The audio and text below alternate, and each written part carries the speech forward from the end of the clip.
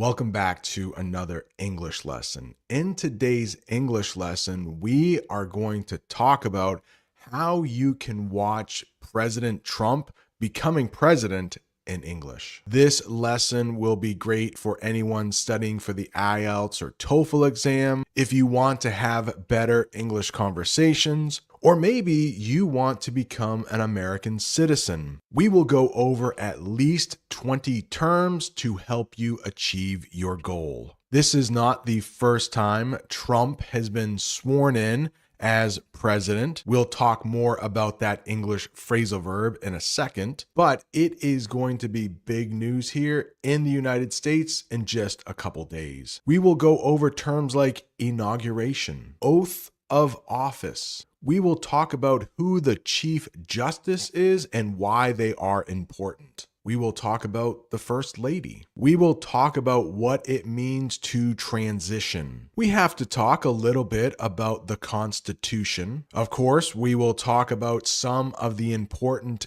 dignitaries. And of course, that phrasal verb I mentioned earlier, sworn in. If that sounds useful to you, please don't forget to hit that like button so other English learners will be able to find the lesson. Subscribe so you never miss another English lesson, and let's get started. Let's talk about this first one, inauguration. For each of these terms, I will have a picture. I will have the official definition, and I will use it in a sentence. Inauguration, that is a noun. That is what you will be watching. And it is a ceremony where someone officially becomes president. The inauguration of the president takes place in Washington, D.C. And we will talk about what building it takes place in just a second. The person who wants to become president needs to take the oath of office. Let's talk about what that means. It is a promise made by the president to do their job honestly and follow the law. We'll talk about what that law is a little bit later. During the inauguration, the president takes the oath of office. And usually what happens during the oath of office is that the president will place their left hand on a holy book, maybe the Bible, and then they will raise their right hand, just like that person is doing in the picture. If we go back to the picture for inauguration, there is a hand that looks like it might be on some holy book. Most men choose to put their hand on the Bible, but there have been 2 times when presidents did not put their hand on the Bible. Our 6th president, John Quincy Adams, did not put his hand on the Bible. Instead, he put his hand on a book of law, a law book. And Theodore Roosevelt became president in 1901 after William McKinley was killed. We might say he was assassinated. There wasn't a Bible available, so he did not put his hand on a Bible. The Capitol building, that's like the center for our government, is the building where this inauguration happens. Let's get the official definition below as to what the Capitol building is. The Capitol building in Washington, D.C., where Congress meets. The inauguration ceremony happens near the Capitol, and it usually happens outside, but guess what? This time will be different. Breaking news just moments ago, a source confirming to Fox News that President-elect Trump and Vice President-elect J.D. Vance will be sworn in indoors at Monday's inauguration. I believe this is only the second time this has happened. The last time it happened was 1985 with none other than Ronald Reagan. I, Ronald Reagan, do solemnly swear that I will faithfully execute the office of President of the United States. the office of President of the United States. There are dangerously cold temperatures that are moving into the region, and it will be the coldest inauguration in 40 years. I asked my best friend Chat GPT, how many times has the inauguration happened inside? They told me once in John Moreau's second inauguration. Yeah, so if a president gets elected to another term, remember each term is 4 years and presidents can only serve for 2 terms, but every time a president gets elected again, even if it's the same president, they have another inauguration. So James Monroe's second inauguration was held inside. Looks like there was a snowstorm that day.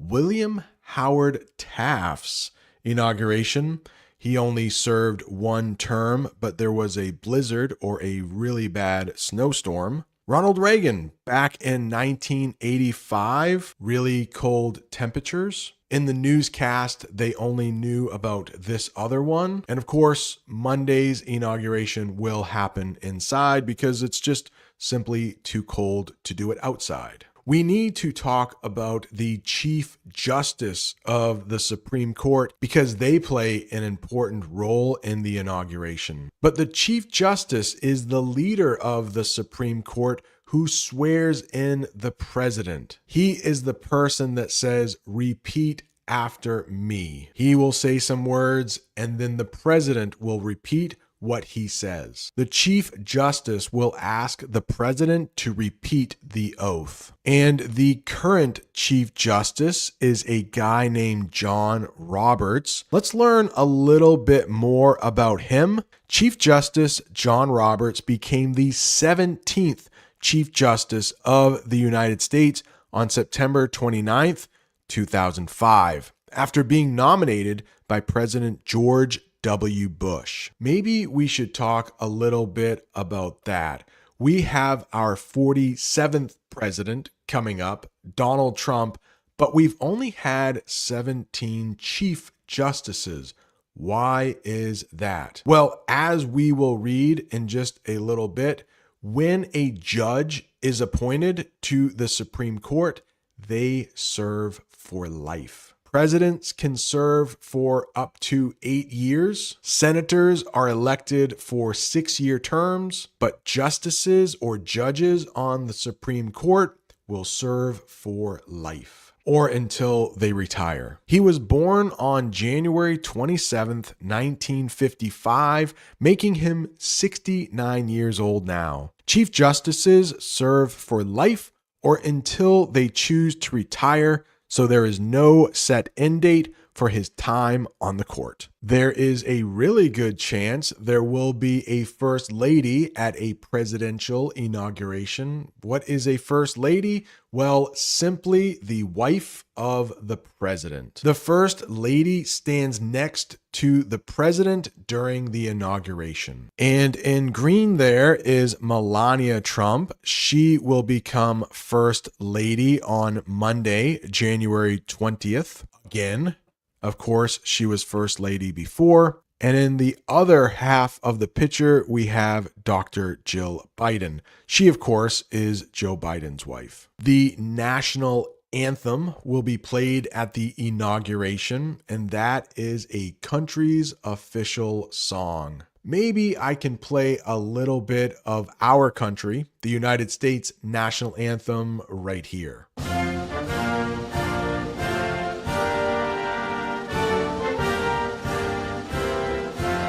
Everyone stands to sing the national anthem at the ceremony. And in the United States, a lot of people will put their right hand over their heart when the national anthem is played. Not always, but a lot of people do. And if you are wearing a hat, it is respectful to take your hat off during the national anthem. Please let me know in the comments, which country are you watching this English lesson from, and do you like your national anthem? I happen to really like mine, and when it is played very well, I honestly will sometimes get a little tear in my eye. Of course, the newly elected president will have to give a speech.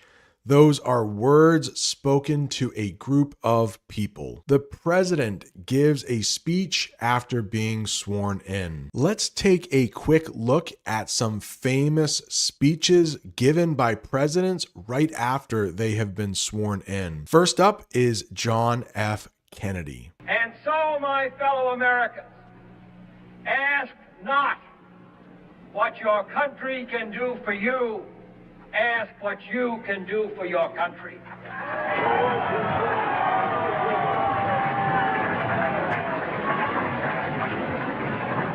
My fellow citizens of the world, ask not what America will do for you, but what together we can do for the freedom of man. Now let's take a look at Ronald Reagan's inaugural speech. Inauguration is the noun, inaugural is the adjective. We shall reflect the compassion that is so much a part of your makeup. How can we love our country and not love our countrymen? And loving them, reach out a hand when they fall, heal them when they're sick, and provide opportunity to make themselves sufficient so they will be equal in fact and not just in theory. And that speech is called the inaugural address. Presidents will often talk about unity after they are sworn in. Think about it. During the election, the two candidates often fight quite a bit. There were a lot of arguments between Kamala Harris and Donald Trump. Usually when the president is elected, they talk about bringing the country back together, or unity. That means coming together as one group. The president often talks about unity in the inauguration speech. They'll also talk about democracy. What is that?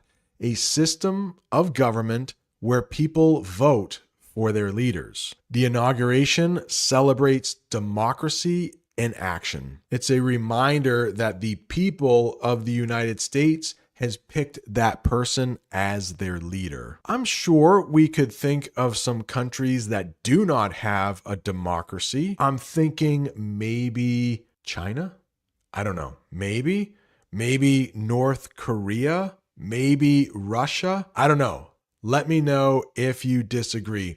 Can the people in those countries elect their leaders? There is often a parade after an inauguration. That is just a public event where people walk or march to celebrate something. There is a big parade after the inauguration. I do remember when I was a little kid, President Jimmy Carter walked down the street after he was sworn in as president. Unfortunately, President Carter just passed away a couple weeks ago, but it was interesting to see all of the former presidents together in one room, and that will probably happen again when President Trump is inaugurated. A lot, if not all, of the former presidents will be in attendance. They will be there in the building. We'll talk more about dignitaries later. What about a ceremony? This is definitely a ceremony,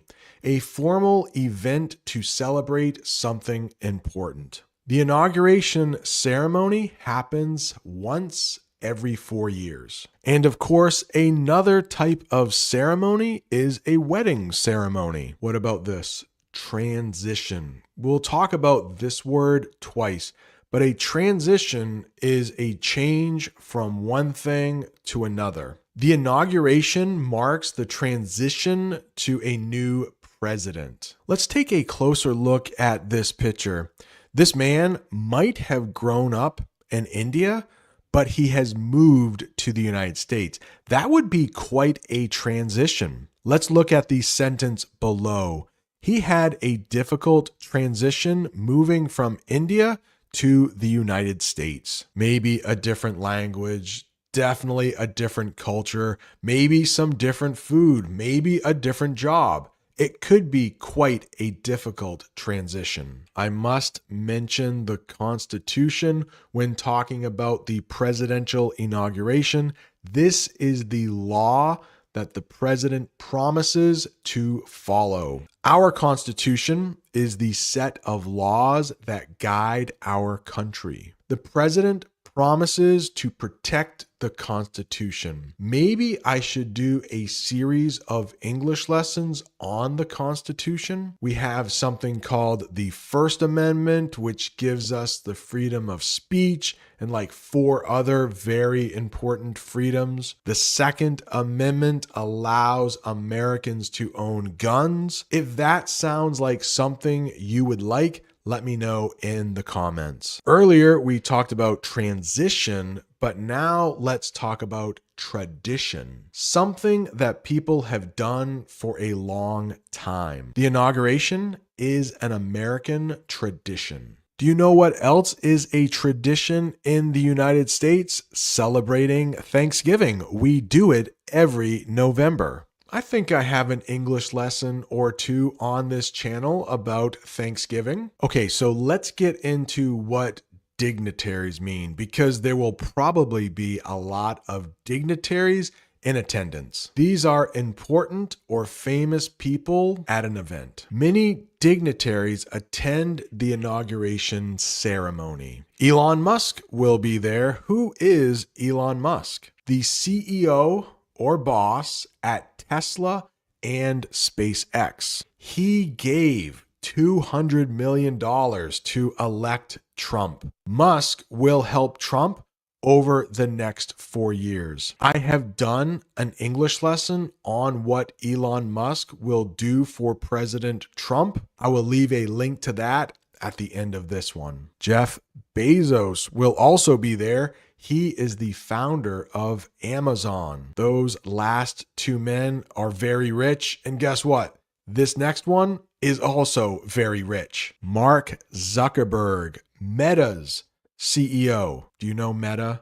Like Facebook, Instagram, WhatsApp? Meta's CEO will not only attend the inauguration, but also host a black tie ball in Trump's honor. And a ball is just like another way to say a very fancy party. Xi Jinping, the president of China, will not be there, but he was invited. Xi Jinping, the Chinese president, received a personal invitation from Trump.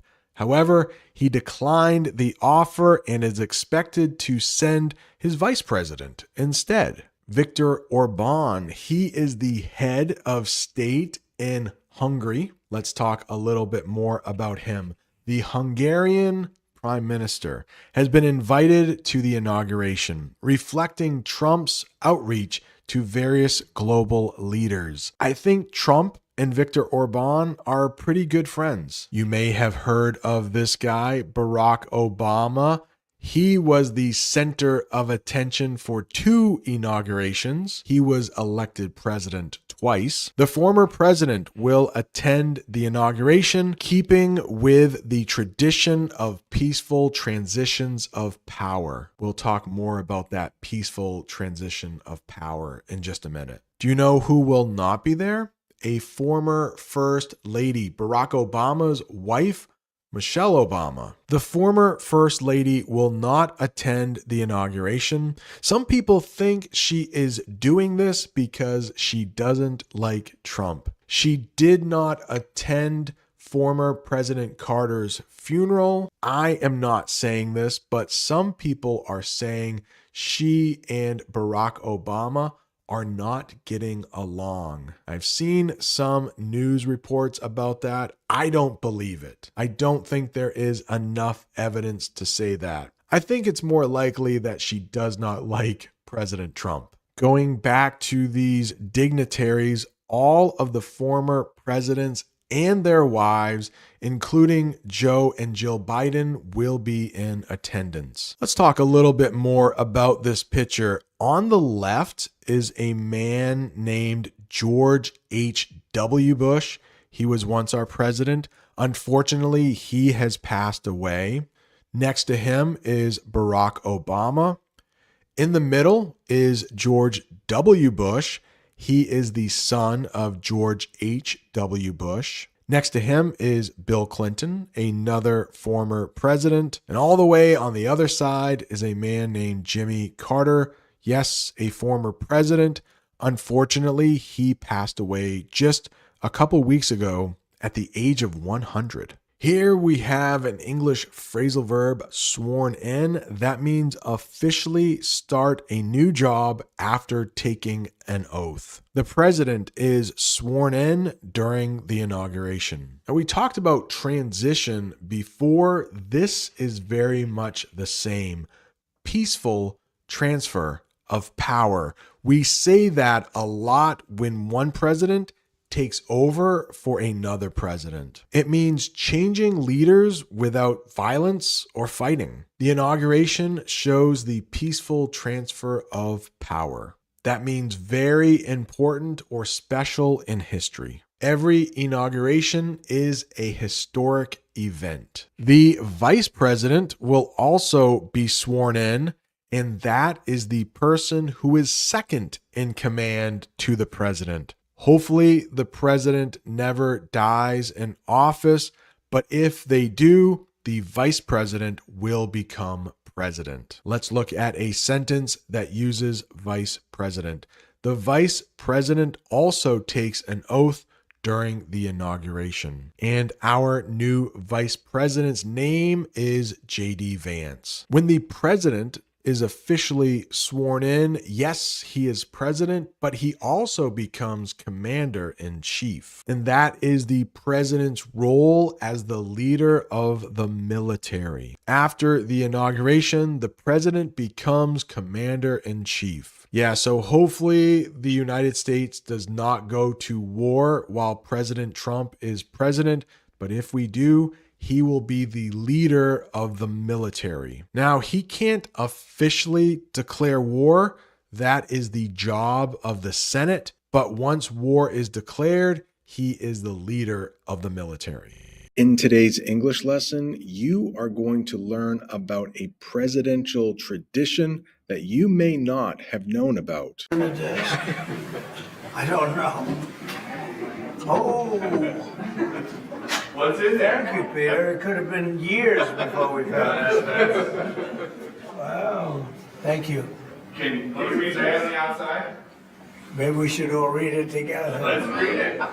Well, maybe I'll read it first and then make that determination. That sounds great. I may not have seen this for months. Right now, I am filming this in my classroom. All of the students have gone home, and I have a little extra time. In today's English lesson, we will watch a news clip together, and then I will come back and teach all of the difficult vocabulary, all of those English idioms, and of course, those pesky English phrasal verbs. You will learn words like successor, pomp and circumstance. You will learn what an all-out blitz is. You will learn what an executive order is. You will learn what birthright citizenship means. We need to talk about January 6th. How about this English phrasal verb, handed down? We will discuss the ban on TikTok. We will talk about the president's office, which is called the Oval Office. We will talk about a letter that was left for President Trump in the Resolute desk. This English lesson will be perfect for anyone studying for the IELTS or TOEFL exam. Maybe you want to have better conversations in English. Maybe you are thinking about moving to the United States, or maybe you just want to know a little bit more about American history. Before we get too far, can I please ask for you to hit the like button? And if this is your first time here, please don't forget to subscribe so you never miss another English lesson. Let's watch the clip together, and then I will come back and teach you some English. Amid the pomp and circumstance of President Trump's first day back in office, an all-out blitz enacting his agenda. This is a hell of a day we're having, right? Trump signing an avalanche of executive actions. It includes declaring a national emergency at the southern border, ending birthright citizenship, requiring the government to recognize only two genders and pardoning defendants charged in the January 6th attack of the Capitol. For each of the terms we discussed today, I will have a picture for you. I will have the official definition, and I will use it in a sentence. Successor is the first one. Successor. It means a person who takes over a job or position after someone else. Joe Biden was Donald Trump's successor as president. We had Donald Trump as president, and then Joe Biden took over. And just yesterday, Joe Biden left the White House. Donald Trump took back over. How about this sentence? But now Trump is Joe Biden's successor. The news report mentioned pomp and circumstance. Let's talk about what that means. A lot of formal ceremony and celebration. The inauguration of the president is full of pomp and circumstance. Take a look at that picture. You can see a man is dressed up in a tuxedo, and it looks like champagne is being poured. I think those two things would count as pomp and circumstance. Amid the pomp and circumstance of President Trump's first day back in office, an all-out blitz enacting his agenda. This is a hell of a day we're having, right? Next, we have an all-out blitz, a strong and focused effort to achieve something. The government launched an all-out blitz to fight drug abuse. Take a quick look at that picture. I have a sentence for you. I got ready for the test with an all-out blitz study session. I can imagine that person stayed up all night studying for their test. They talked about President Trump's agenda. Let's talk about what an agenda is. A list of things to be done or goals to achieve. The president's agenda includes improving the economy and immigration. A boss might have an agenda for the meeting. It's basically a list of things they want to accomplish before the end of the meeting. Amid the pomp and circumstance of President Trump's first day back in office, an all-out blitz enacting his agenda. This is a hell of a day we're having, right?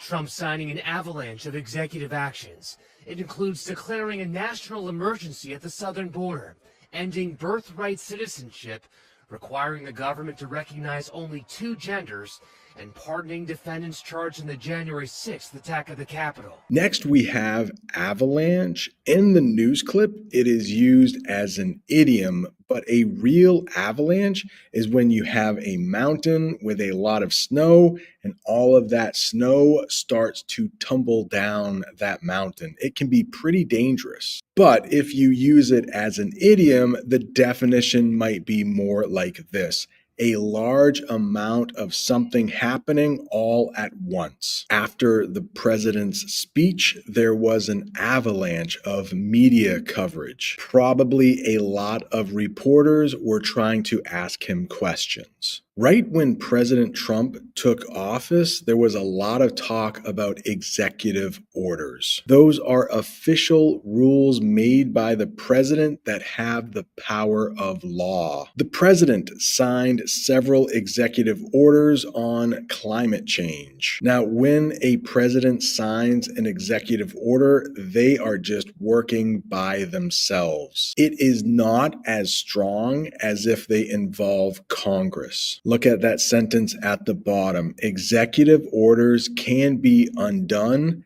as soon as there is another president. When President Biden first took office, he signed a lot of executive orders. When President Trump took office, he undid a lot of Biden's executive orders. For example, President Trump signed an executive order getting rid of birthright citizenship. Let's talk about what that means. The right to be a citizen of a country if you were born there. In the U.S., people born on American soil have birthright citizenship. We have an amendment in our Constitution That is very powerful, way more powerful than an executive order. So I'm sure the courts will be challenging that executive order. It might get changed pretty soon. But in the United States, even if your parents aren't American citizens, but the baby is born in the United States, they automatically become a citizen. I'm at home now editing this video, and some recent news has stated that 18 states have already filed a lawsuit challenging the executive order that President Trump signed yesterday having to deal with birthright citizenship. So there is a really good chance that the Supreme Court will have to hear this case. It should be interesting, and if any further news comes out, I'll let you know. President Trump also said, according to the federal government, there are only two genders. That means the concept that there are only two biological sexes, male and female. The school taught about the idea of two genders in health class. It is a controversial topic. I don't want to talk too much about it. I guess let's just move on from this one. Trump signing an avalanche of executive actions. It includes declaring a national emergency at the southern border, ending birthright citizenship, requiring the government to recognize only two genders, and pardoning defendants charged in the January 6th attack at the Capitol.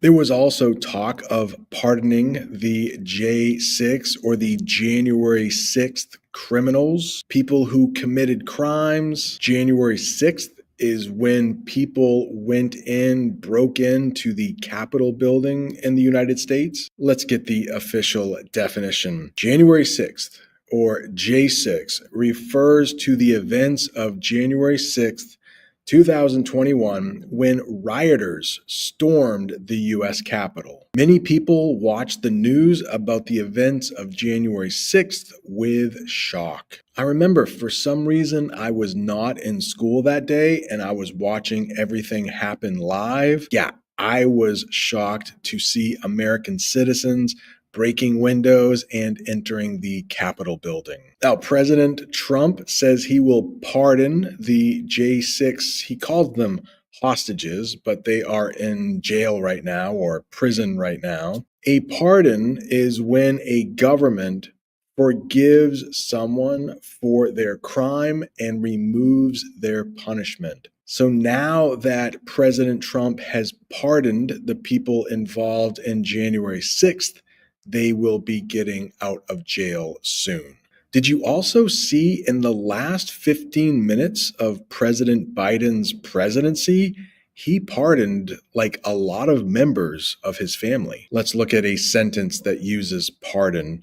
The president gave a pardon to the man, so he did not have to go to jail. I recently did an English lesson about President Biden pardoning his son. I will leave a link to that at the end of this English lesson. And pardoning defendants charged in the January 6th attack at the Capitol. So this is January 6th. These are the hostages. Approximately 1,500 for a pardon. Trump also saying he will order a 25% tariff on goods coming from Mexico and Canada starting February 1st.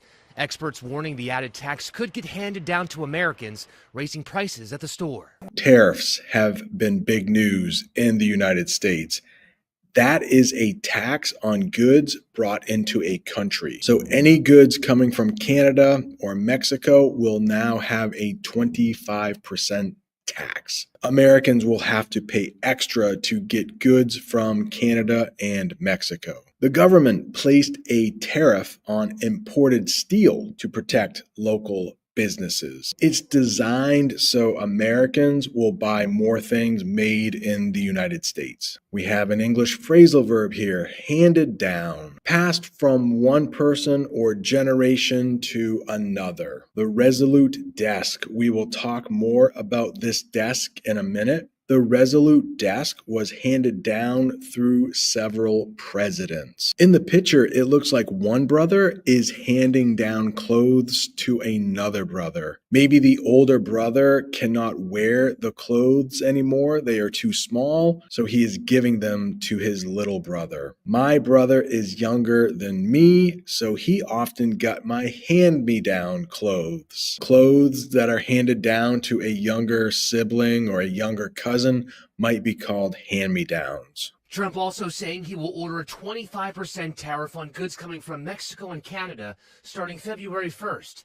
Experts warning the added tax could get handed down to Americans, raising prices at the store. We're thinking in terms of 25% on Mexico and Canada because they're allowing vast numbers of people. Canada's a very bad abuser also. Vast numbers of people to come in and fentanyl to come in. They mention fentanyl. Let's talk about what fentanyl is. A very strong and dangerous drug used to relieve pain. But some people will take too much fentanyl and it could kill them. The rise in fentanyl overdoses has become a major health crisis. When you take too much of a drug, it is called an overdose. Trump signing an executive order to delay the ban on TikTok for 75 days in hopes of giving the app's Chinese owner enough time to sell off its U.S. assets. Wow. Thank you. During the Oval Office signings, a moment of surprise. Trump finding a letter left in the Resolute desk by former President Biden. TikTok was also mentioned. There could be a ban on TikTok here in the United States, but a ban is a law or rule stopping the use of TikTok or pretty much anything. You could have a ban on fentanyl. Some states discussed a ban on TikTok because of privacy concerns. The states would not have control of this. Washington, D.C. would. Trump signing an executive order to delay the ban on TikTok for 75 days in hopes of giving the app's Chinese owner enough time to sell off its U.S. assets. The American government is wanting TikTok to sell off its assets to a company that is not from China.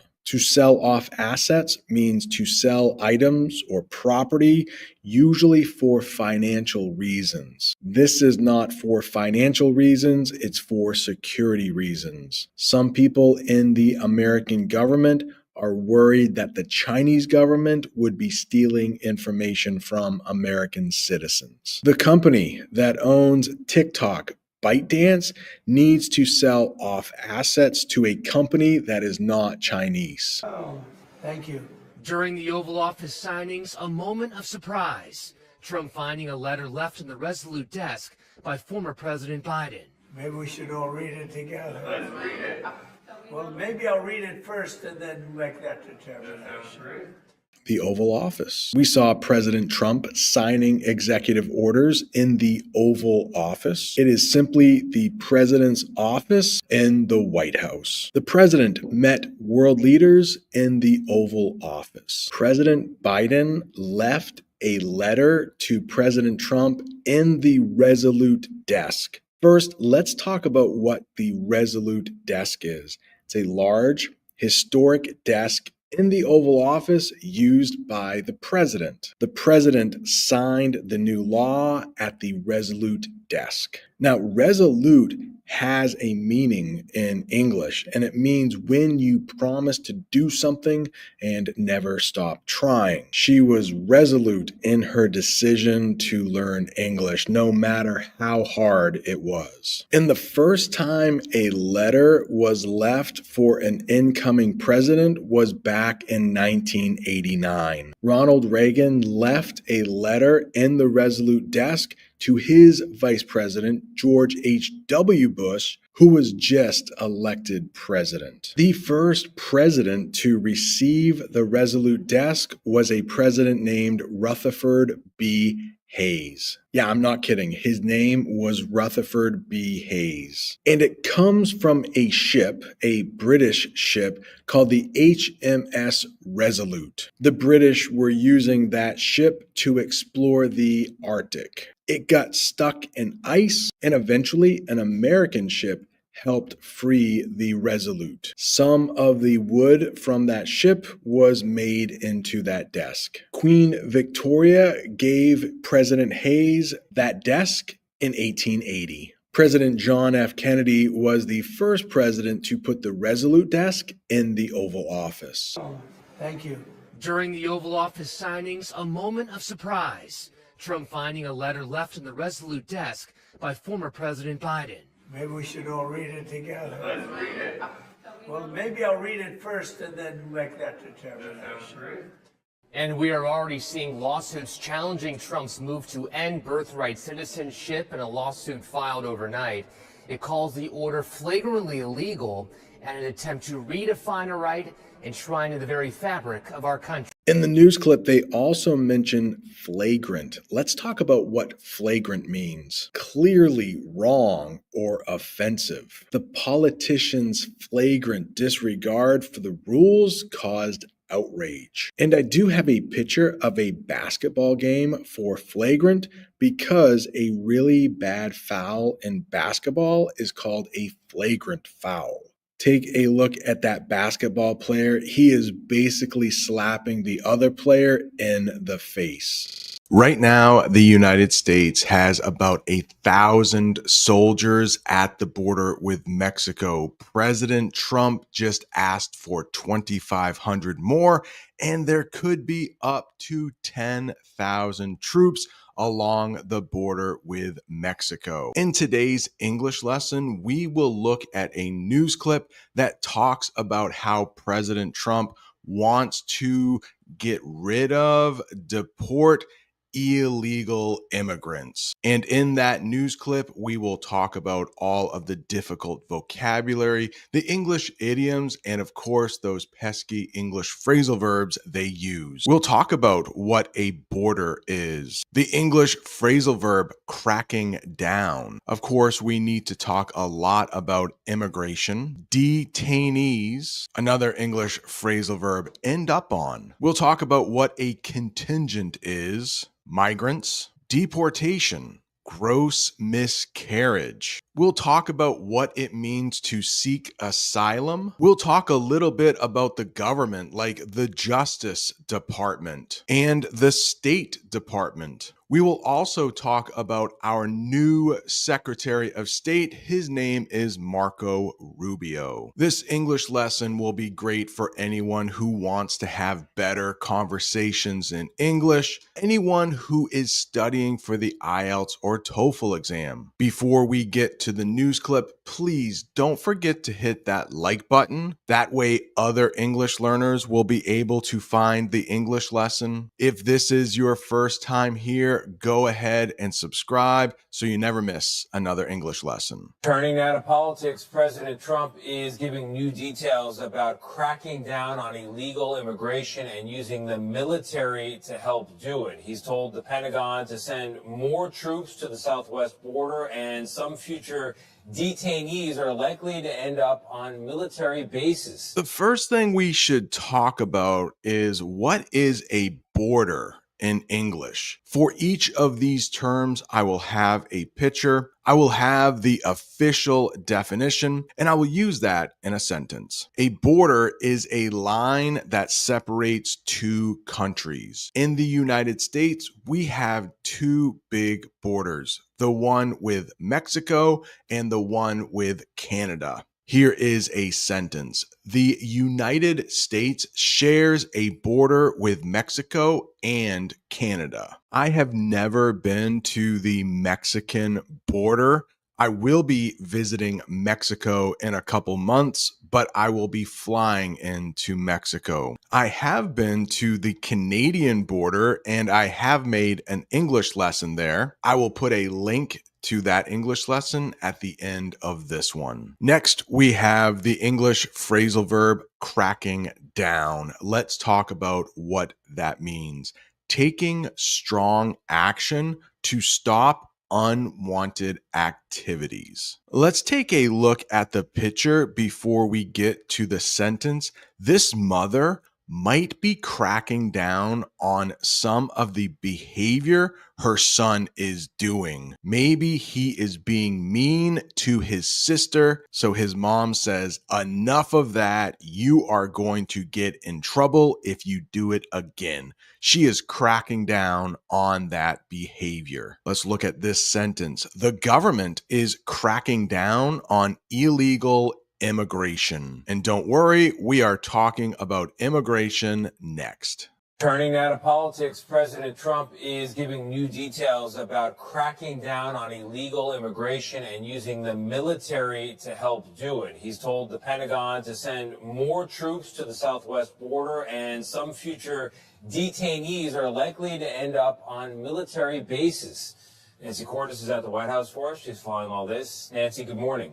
Good morning, Tony. Lots of new immigration policies coming online every day. There's a new executive order that calls for 1,500 troops to be sent to the border to supplement the 2,500 who are already there. Immigration is the process of moving to a new country to live there permanently. In other words, to live there forever, not temporarily. That means just for a short period of time. Many people choose immigration to seek better opportunities, maybe a better job, maybe safety. They mentioned the Pentagon in the news clip. Let's talk about what the Pentagon is.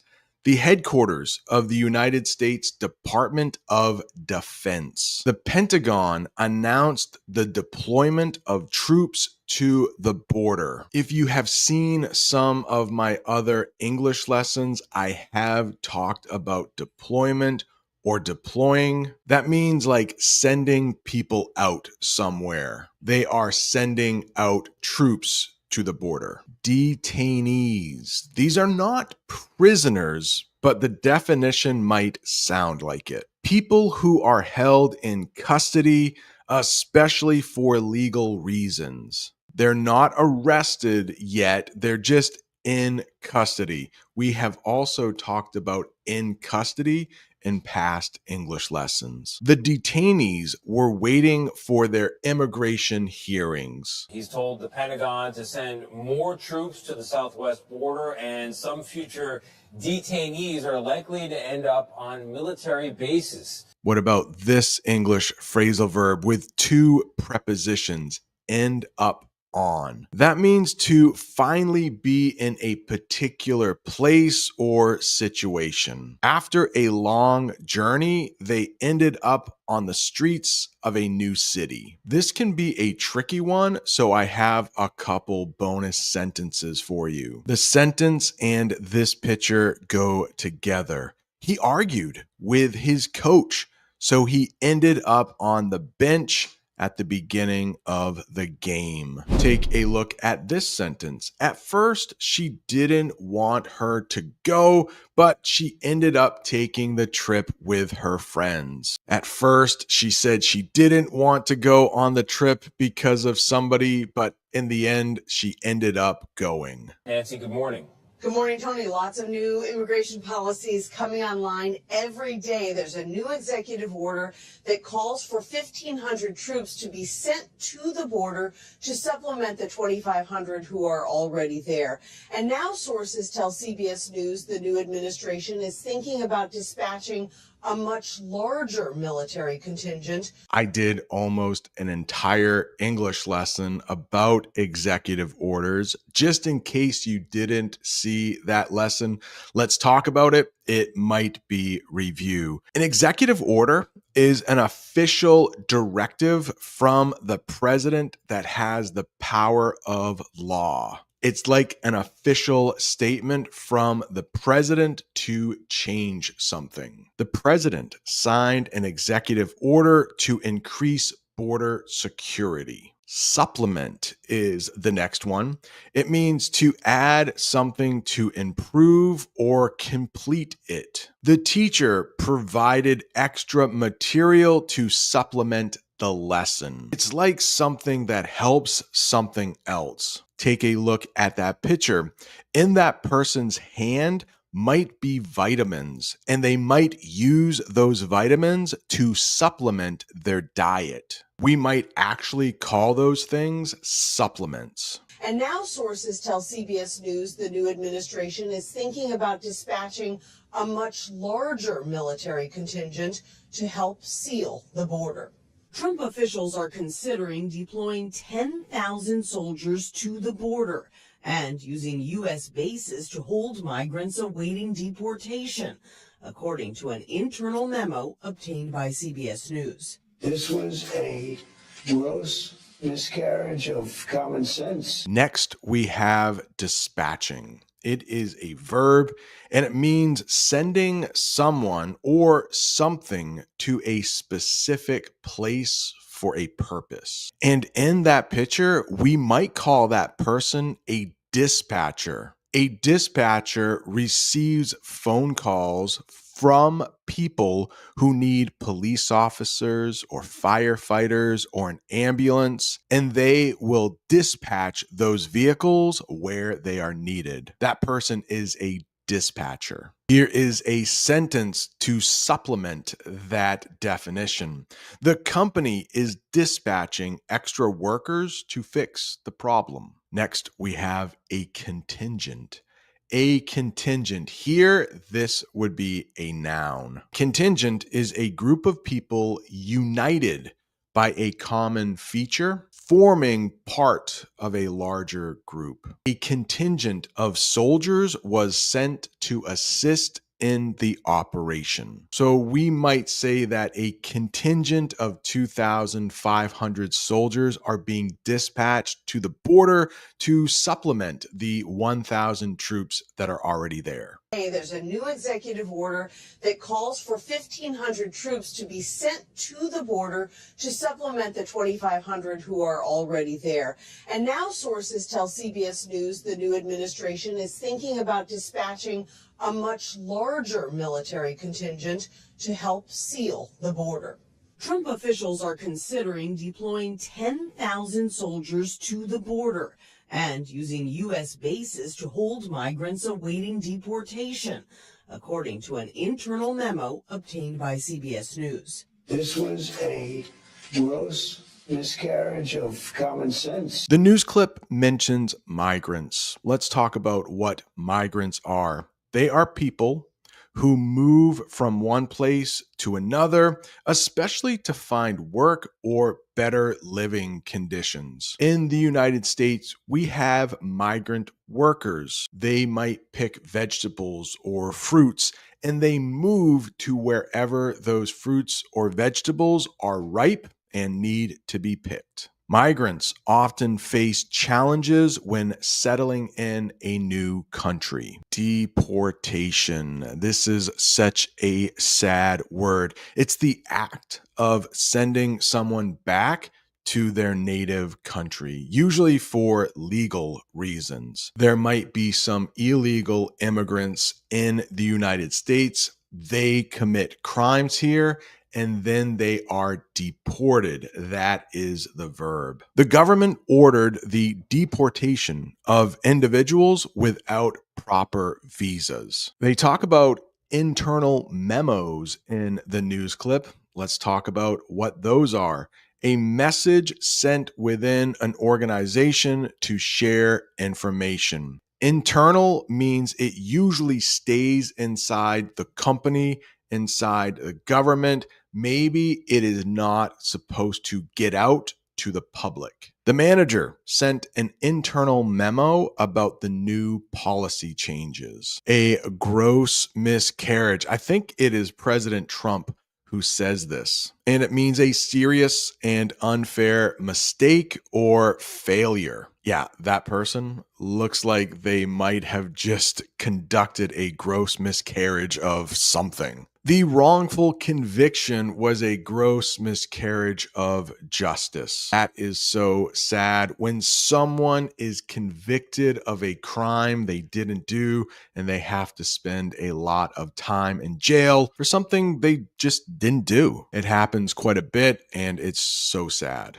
Asylum. Some people seek asylum. Let's talk about what it is: protection granted by a country to someone who has fled their home country as a political refugee. The family sought asylum to escape persecution in their homeland. Believe it or not, there are some governments who don't like it when people oppose them, and they may try to put them in jail. If that happens, that person may try to go to a different country and seek asylum. This was a gross miscarriage of common sense to allow people to come in. U.S. border agents were also directed this week to immediately fingerprint and deport migrants crossing into the country illegally without giving them the opportunity to request asylum, a return to the COVID-era policy known as Title 42. Title 42. To be honest, I had to look this one up.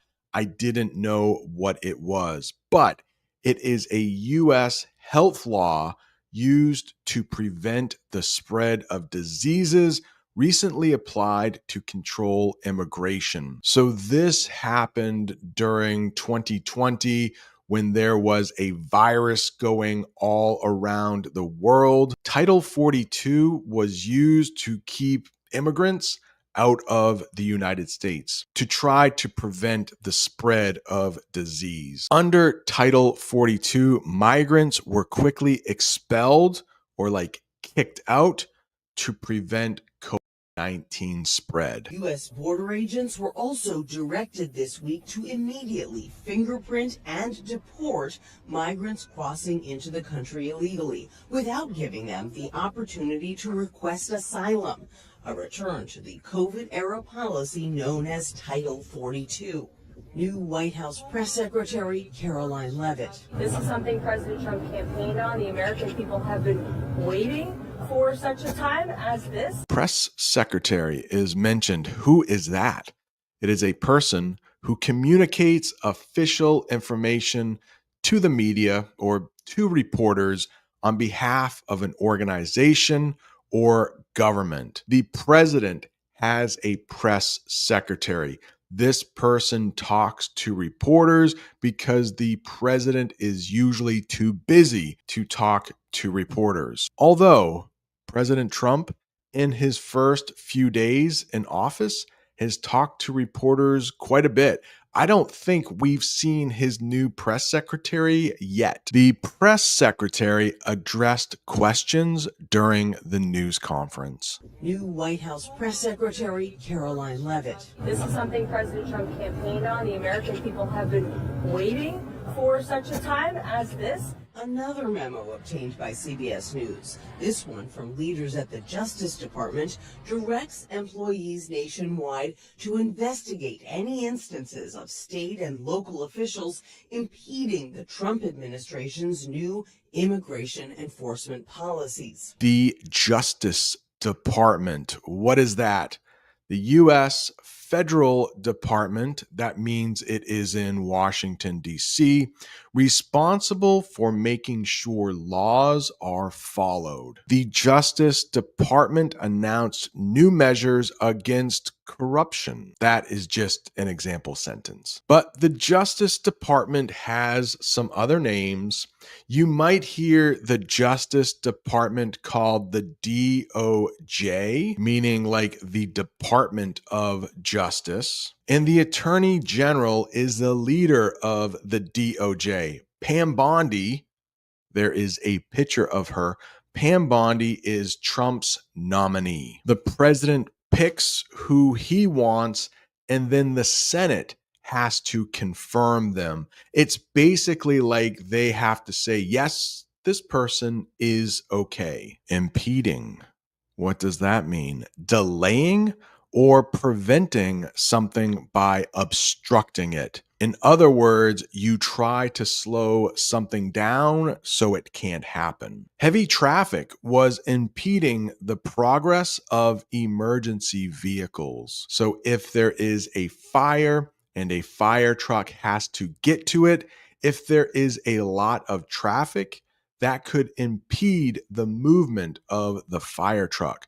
they might not be able to go so fast. Another memo obtained by CBS News, this one from leaders at the Justice Department, directs employees nationwide to investigate any instances of state and local officials impeding the Trump administration's new immigration enforcement policies. Pastor Emma Lozano runs a Methodist church in Chicago that used to provide sanctuary for migrants facing deportation. Sanctuary. It is almost like asylum, a place of refuge or safety. Refuge and safety are basically the same thing. In immigration, cities or states that limit cooperation with federal immigration enforcement. We have sanctuary cities in this country.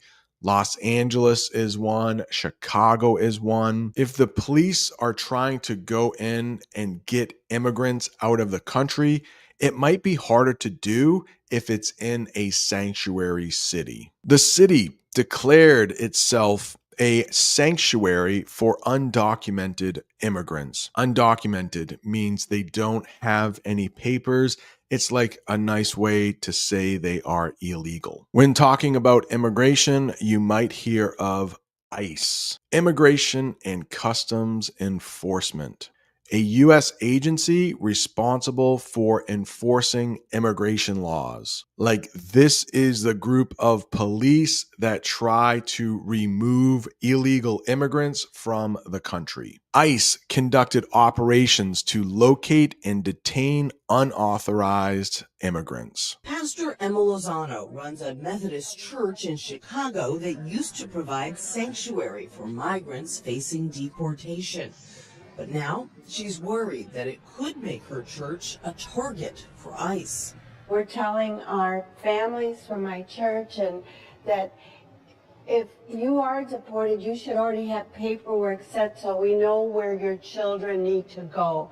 You need to have those legal documents, those powers of attorneys ready. Next, we have power of attorney, a legal document allowing one person to act on another's behalf.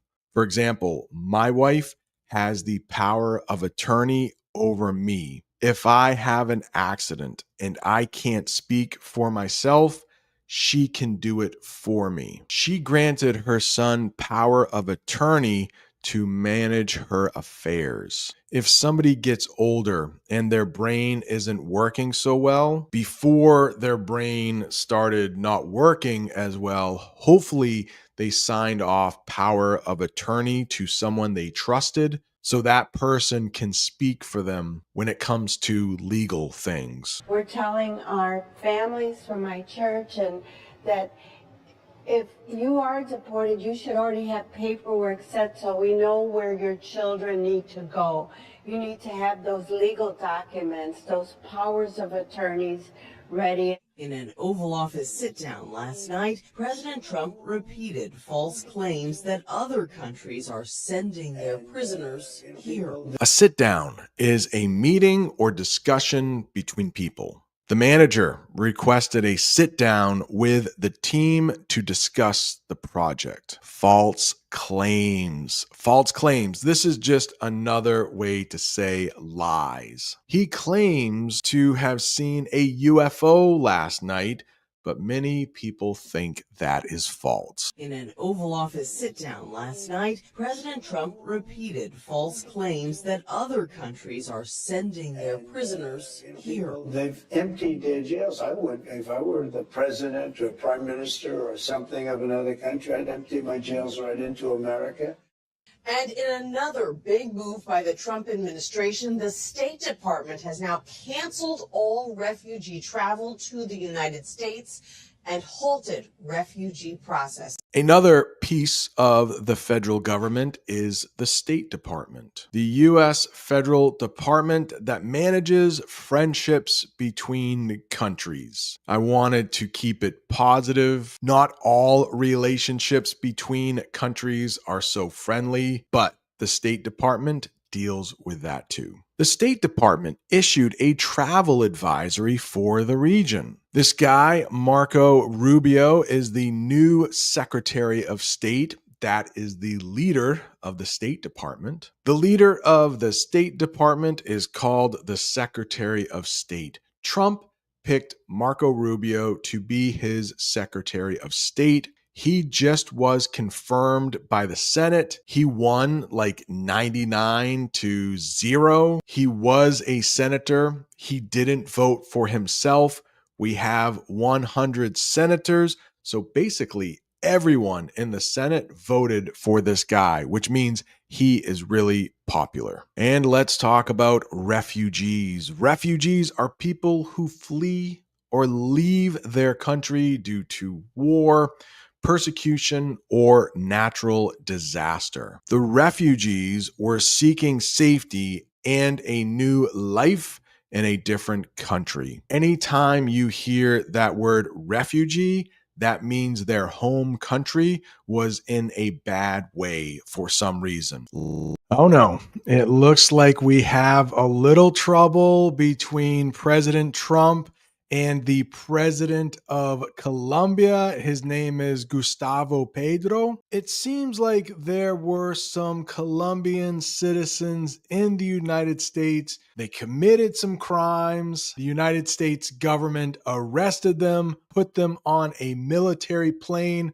and flew them to Colombia. Colombia said, no, we don't want them if they are on a military plane. So President Trump said, that's okay. We are going to make life difficult for you. It seems like President Trump and Colombia have a little bit of beef. If you have beef with someone, it means you are either fighting or arguing with them. In today's English lesson, we are going to watch a news clip about that. Of course, they are going to use some tricky vocabulary, some English idioms, and of course, those pesky English phrasal verbs. But don't worry, that is why I am here. I will help you understand the most difficult parts. We will talk about the English phrasal verb slap on. We'll talk about what tariffs are. We'll talk about what imports are. We'll talk about what happens if someone gets deported.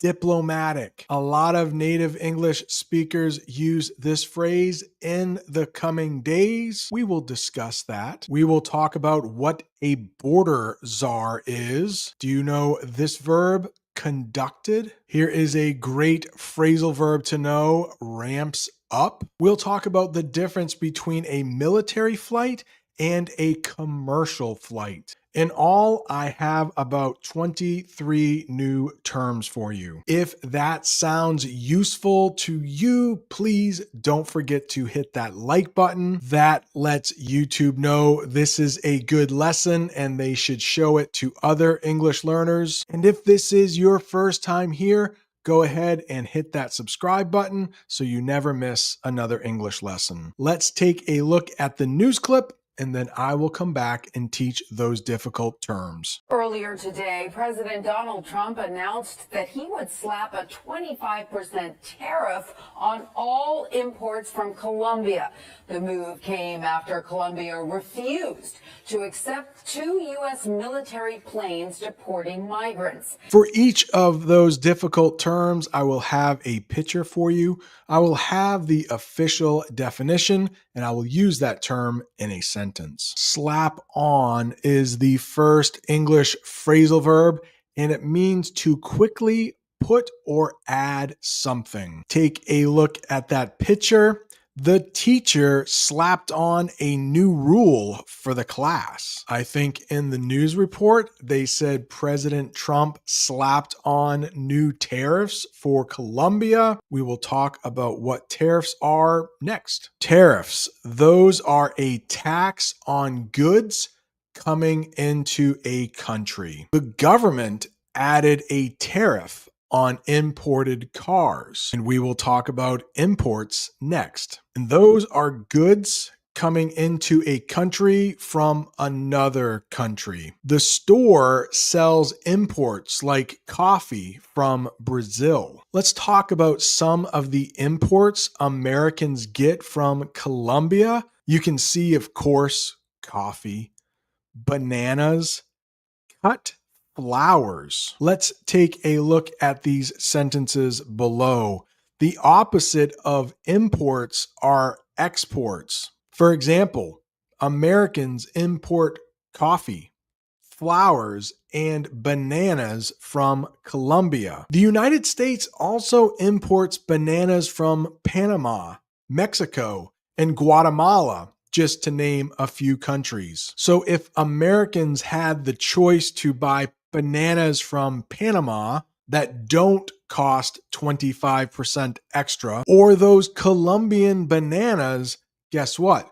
They are going to buy the ones from Panama. Take a look at that sentence below. Americans probably wouldn't buy Colombian bananas if they cost 25% extra. We talked about exports before.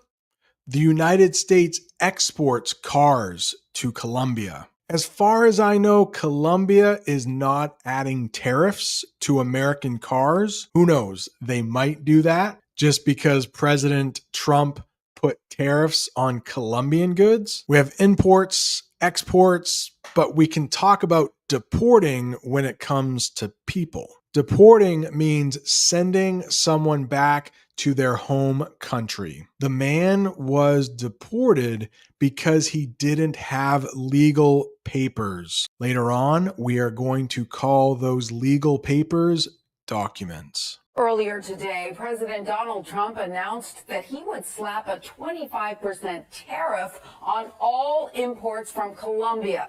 The move came after Colombia refused to accept 2 U.S. military planes deporting migrants. But in a statement just moments ago, the White House now says Colombia has agreed to all of Mr. Trump's terms. Colombia's government says it reached an agreement with the U.S. and a diplomatic meeting will take place in the coming days. Now, it seems like Gustavo Petro, the president of Colombia, has changed his mind. He didn't like the idea of these Colombian citizens being flown to Colombia in military aircraft. We'll talk more about that later, but maybe those tariffs aren't going to happen to those Colombian goods. They mention migrants in the news clip, so let's talk about who migrants are.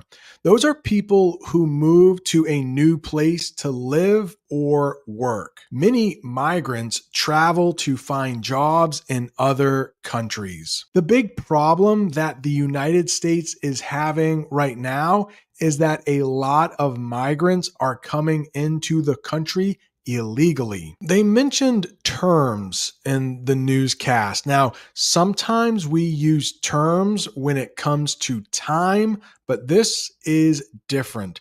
These are rules or conditions of an agreement. She agreed to the terms of the job offer. In the picture, it looks like those people are signing a contract. Contracts often have a lot of terms. Diplomatic. It's always good when two countries can be diplomatic with each other. That means about talking and working with other countries. The leaders held diplomatic talks to solve the problem. Diplomatic is the adjective, diplomacy is the noun. But in a statement just moments ago, the White House now says Colombia has agreed to all of Mr. Trump's terms. Colombia's government says it reached an agreement with the U.S. and a diplomatic meeting will take place in the coming days. A lot of native English speakers love to use this phrase, in the coming days. Let's talk about what that means. Soon, like in the next few days or in the next couple of days. The team will share their decision in the coming days. Meanwhile, today, Border czar Tom Homan joined federal law enforcement agents in Chicago, where officials say they conducted targeted operations.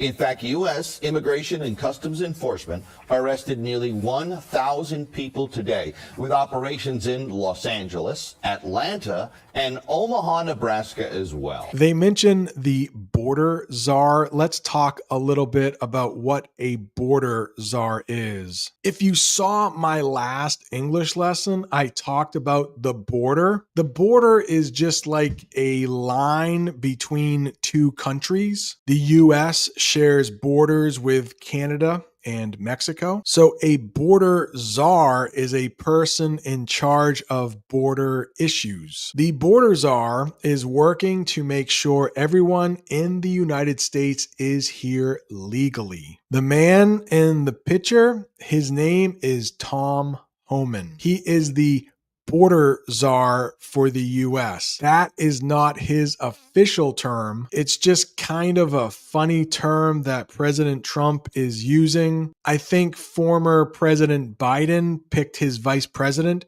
Kamala Harris, to be the border czar. A lot of people say she did a bad job. Too many people came into the United States illegally when Kamala Harris was the border czar. But the term czar, at least when I hear that, comes from Russian. The country of Russia used to have their leaders and they called them czars. For example, the last czar of Russia was Nicholas II. I am not sure if you know a lot about Russian history, but I think it was like 1917 when he was killed, actually. And the Bolsheviks took over. Lenin? Hopefully that sounds familiar. All right, back to English. This is not about Russian history. Meanwhile, today, border czar Tom Homan joined federal law enforcement agents in Chicago, where officials say they conducted targeted operations.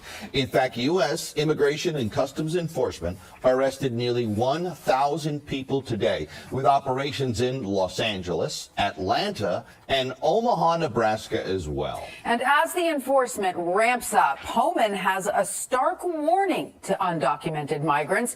He told ABC's Martha Raddatz on This Week, quote, "If you are in the country illegally, you got a problem." They used the verb conducted. Let's talk about what conducted means. Did or carried out something. Do you know what a smoke detector is in English? If you have a fire in your house, this thing will make a noise to let you know that you need to leave. Here is a sentence using smoke alarms or smoke detectors and conducted. The man conducted a test of his smoke alarms. I also talked about this term in the last English lesson, ICE. ICE stands for some very big words in English. You won't hear this very much, but it stands for Immigration and Customs Enforcement. They're a type of police and they worry about people from other countries coming into the United States illegally. Let's get the official definition.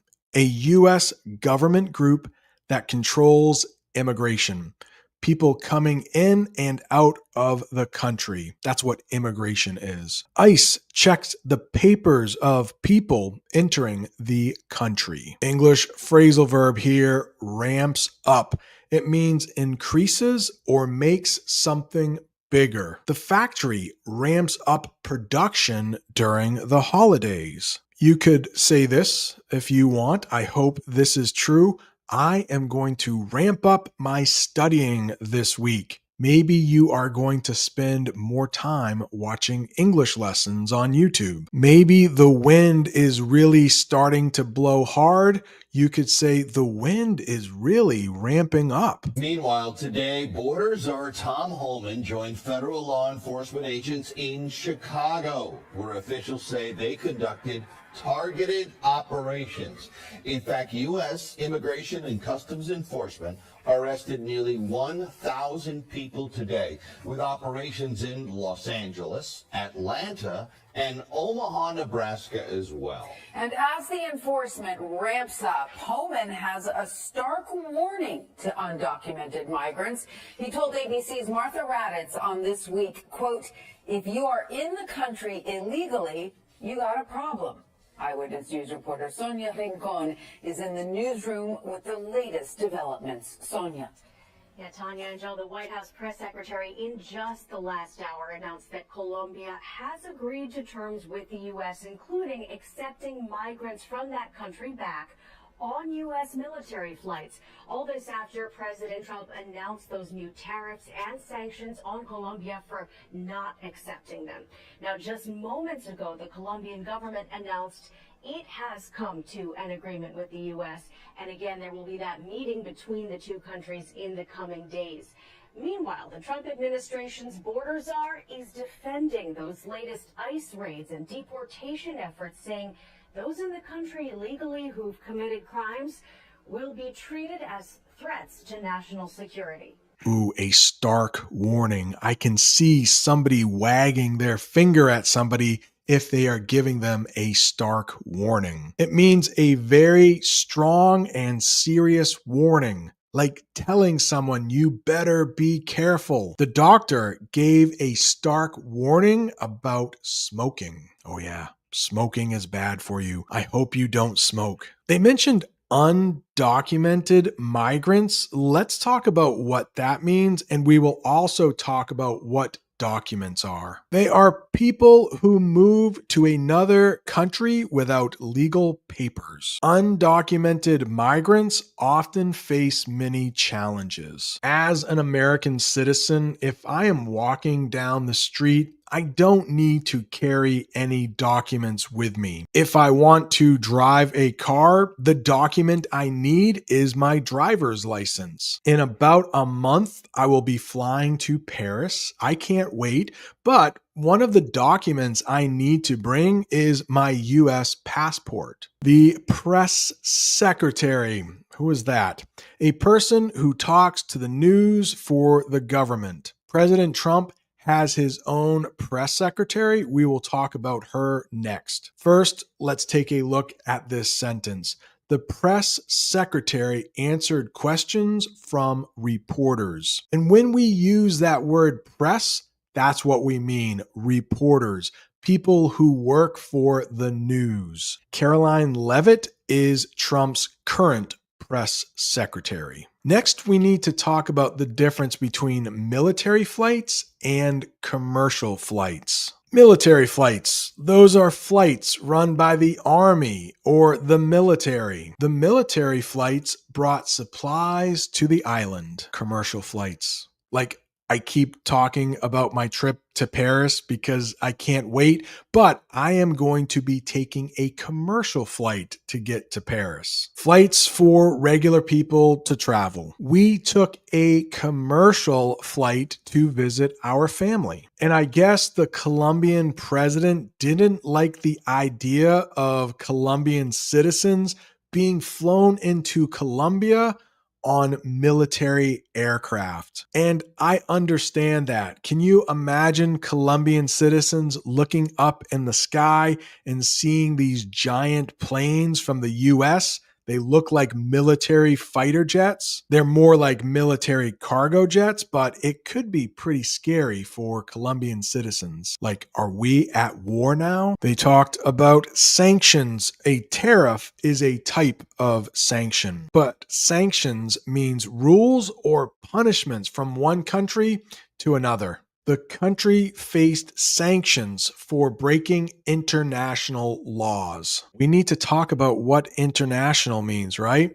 It means involving two or more countries. So national security, we are just talking about one nation or one country. Nation and country, pretty much the same thing. National security means keeping a country safe from threats or danger. So having all of these undocumented migrants in the United States is a threat to our national security. New laws were made to improve national security. But guess what? This sentence is true. I live really close to an international border.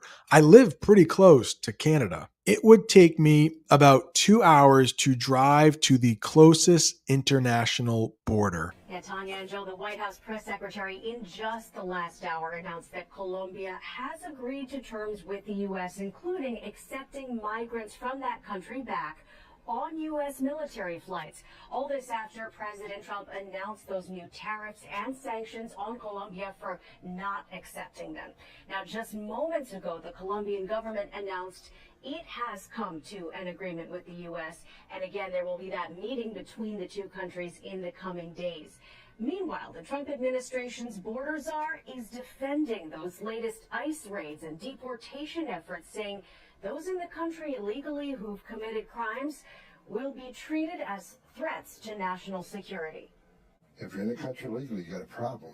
And that's why I'm hoping those who are in the country illegally who have not been ordered removed by the federal judge should leave. Tonight, as ICE carries out a sweeping operation in Chicago, it's making arrests to add to the more than 1,200 this weekend of undocumented suspects in various crimes around the country. Homeland Security has been getting help from the Department of Defense, with 1,500 additional troops headed to the U.S. border and using massive C-17 military cargo planes to transport migrants to their home countries. Love it. Here we go. Another English phrasal verb, carries out. Carries out. It means to do or finish a task. The worker carries out repairs every day. The ICE agents carried out targeted sweeps in Omaha, Nebraska. Next, we are going to talk about what targeted sweeps is, or actually we'll talk about sweeping arrests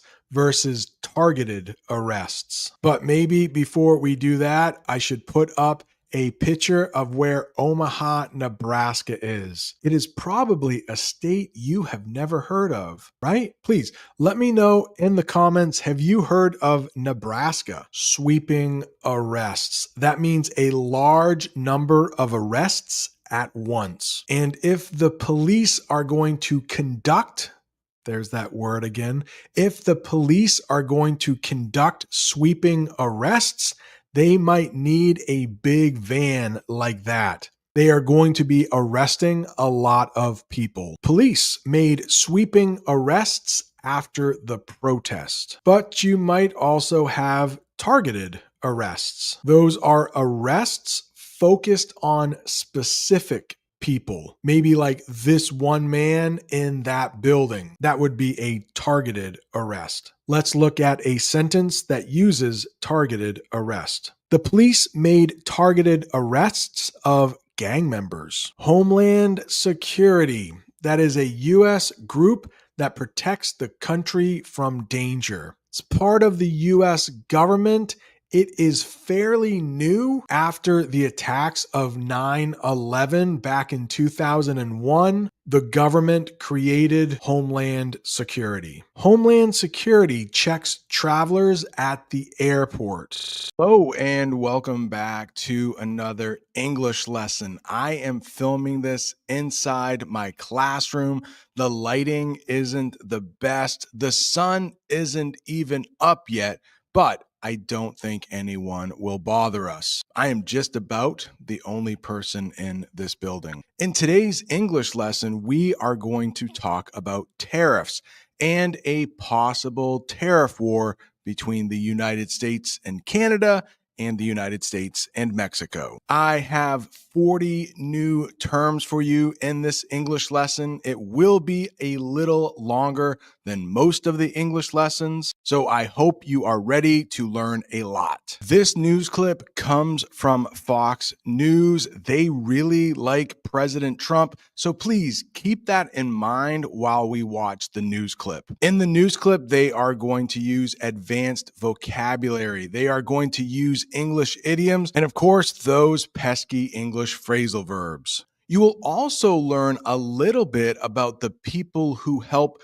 President Trump make his decisions. We will, of course, talk about tariffs. We will talk about the president of Mexico, Claudia Sheinbaum. We will talk about this idiom, pump the brakes. Do you know this word? Retaliatory. It's fun to say. The English phrasal verb, work out, hit back at. Curb the flow. We will learn about our new Secretary of State, Marco Rubio. Treasury Secretary Scott Bessent, and Howard Lutnick. He is the new, well, he's not quite the Secretary of Commerce yet, but he probably will be. And these are three people who help President Trump. How about this English phrasal verb, pouring through? And so many more. We have a lot to learn. Let's get right to it. Fox has alerted the breaking news of the day is on tariffs, and we just have word that the Mexican president spoke to Donald Trump, and they are going to pause the tariffs on Mexico for 1 month. And Jackie Heinrich is standing by at the White House with more on this development. Hi, Jackie. Good morning, Dana. Yeah, that was pretty short-lived.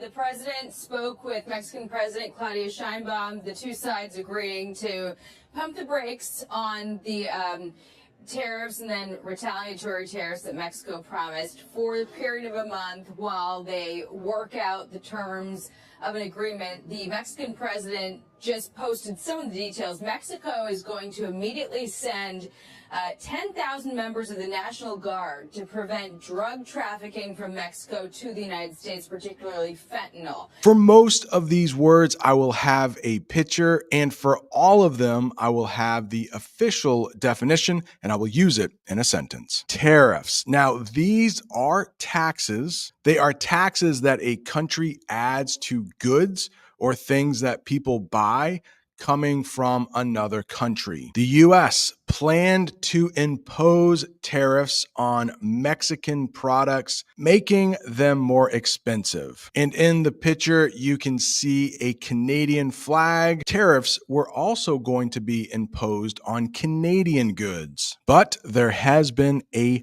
pause. A pause is a temporary stop or delay. It's not permanent. It will not last forever. The US and Mexico agree to a 1 month pause on the new tariffs. The next term they use, I really couldn't find a good picture for, but let's talk about what short-lived means. Exactly what it sounds like, lasting for a brief period of time. The tension over tariffs was short-lived after the agreement. We have the president of Mexico. Her name is Claudia Sheinbaum. And as you can see in the definition below, she is the president of Mexico. President Claudia Sheinbaum negotiated with the U.S. to delay the tariffs. Let's practice a little reading here with this paragraph about Claudia Sheinbaum. Claudia Sheinbaum was born in Mexico City in 1962. Her parents were scientists, and she studied physics and energy engineering. She worked in the government to help the environment and later become the leader of Mexico City. In 2024, she became the first female president of Mexico. They talked about this idiom, pump the brakes. I didn't know if you would know that one, so let's talk about it. It means to slow down or stop an activity. The leaders decided to pump the brakes on implementing the tariffs. They slowed down a little bit. There is going to be a delay. There is a pause. Fox has alerted the breaking news of the day is on tariffs, and we just have word that the Mexican president spoke to Donald Trump, and they are going to pause the tariffs on Mexico for 1 month. And Jackie Heinrich is standing by at the White House with more on this development. Hi, Jackie. Good morning, Dana. Yeah, that was pretty short-lived. The president spoke with Mexican President Claudia Sheinbaum, the two sides agreeing to pump the brakes on the tariffs and then retaliatory tariffs that Mexico promised for the period of a month while they work out the terms of an agreement. Be careful when you say this word. I will say it a couple times. Retaliatory. Retaliatory. It means done as a response to an action, often to punish. Mexico considered retaliatory tariffs in response to U.S. actions. And it would look like this. If the U.S. put a 25% tariff on goods coming from Mexico, Mexico would retaliate. They would do the same. Retaliate is the verb, retaliatory is the adjective. We have the phrasal verb to work out. We have a couple definitions for that in English, but the way they use it in the newscast was like this: to create or figure out a plan. The two countries need to work out a plan to address trade issues. The president spoke with Mexican President Claudia Sheinbaum, the two sides agreeing to pump the brakes on the tariffs and then retaliatory tariffs that Mexico promised for a period of a month while they work out the terms of an agreement. The Mexican president just posted some of the details. Mexico is going to immediately send 10,000 members of the National Guard to prevent drug trafficking from Mexico to the United States, particularly fentanyl. Now, you might know the word traffic in English. That means there are a lot of cars on the road, but trafficking is different, and it's a verb. It means illegal buying or selling of goods, often drugs, or very sad, it could be people. Both nations aim to stop drug trafficking across the border. I don't have a picture for this one, and I am a little scared to say it. It's kind of hard, particularly.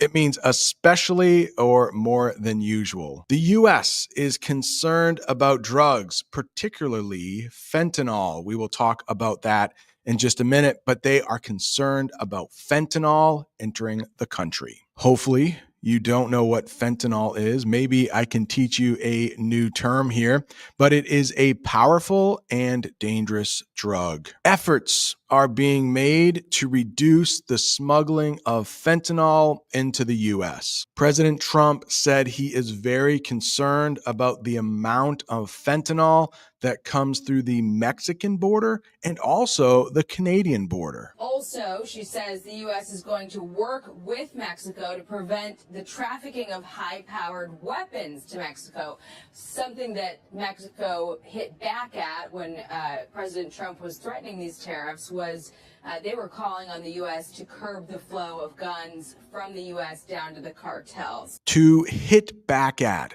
that is almost like to retaliate. It means to respond strongly or attack in return. Somebody does something bad to you, so you are going to hit back at them. Mexico might hit back at the U.S. if unfair tariffs are applied. Curb the flow. I think this is another English idiom. It means to reduce or control the movement of something. Both countries agreed to curb the flow of illegal drugs across the border. And I guess Canada is concerned about guns going across their border. They want to curb the flow of guns from the U.S. to Canada. Cartels. What are those? Groups that control the trade of illegal goods like drugs. I hope we don't have any cartels in the U.S. When I hear the word cartels, I do think of Mexico. The government is taking action against drug cartels operating near the border. Who knows? Maybe on the U.S. side of the border, there are cartels. Something that Mexico hit back at when President Trump was threatening these tariffs was they were calling on the U.S. to curb the flow of guns from the U.S. down to the cartels.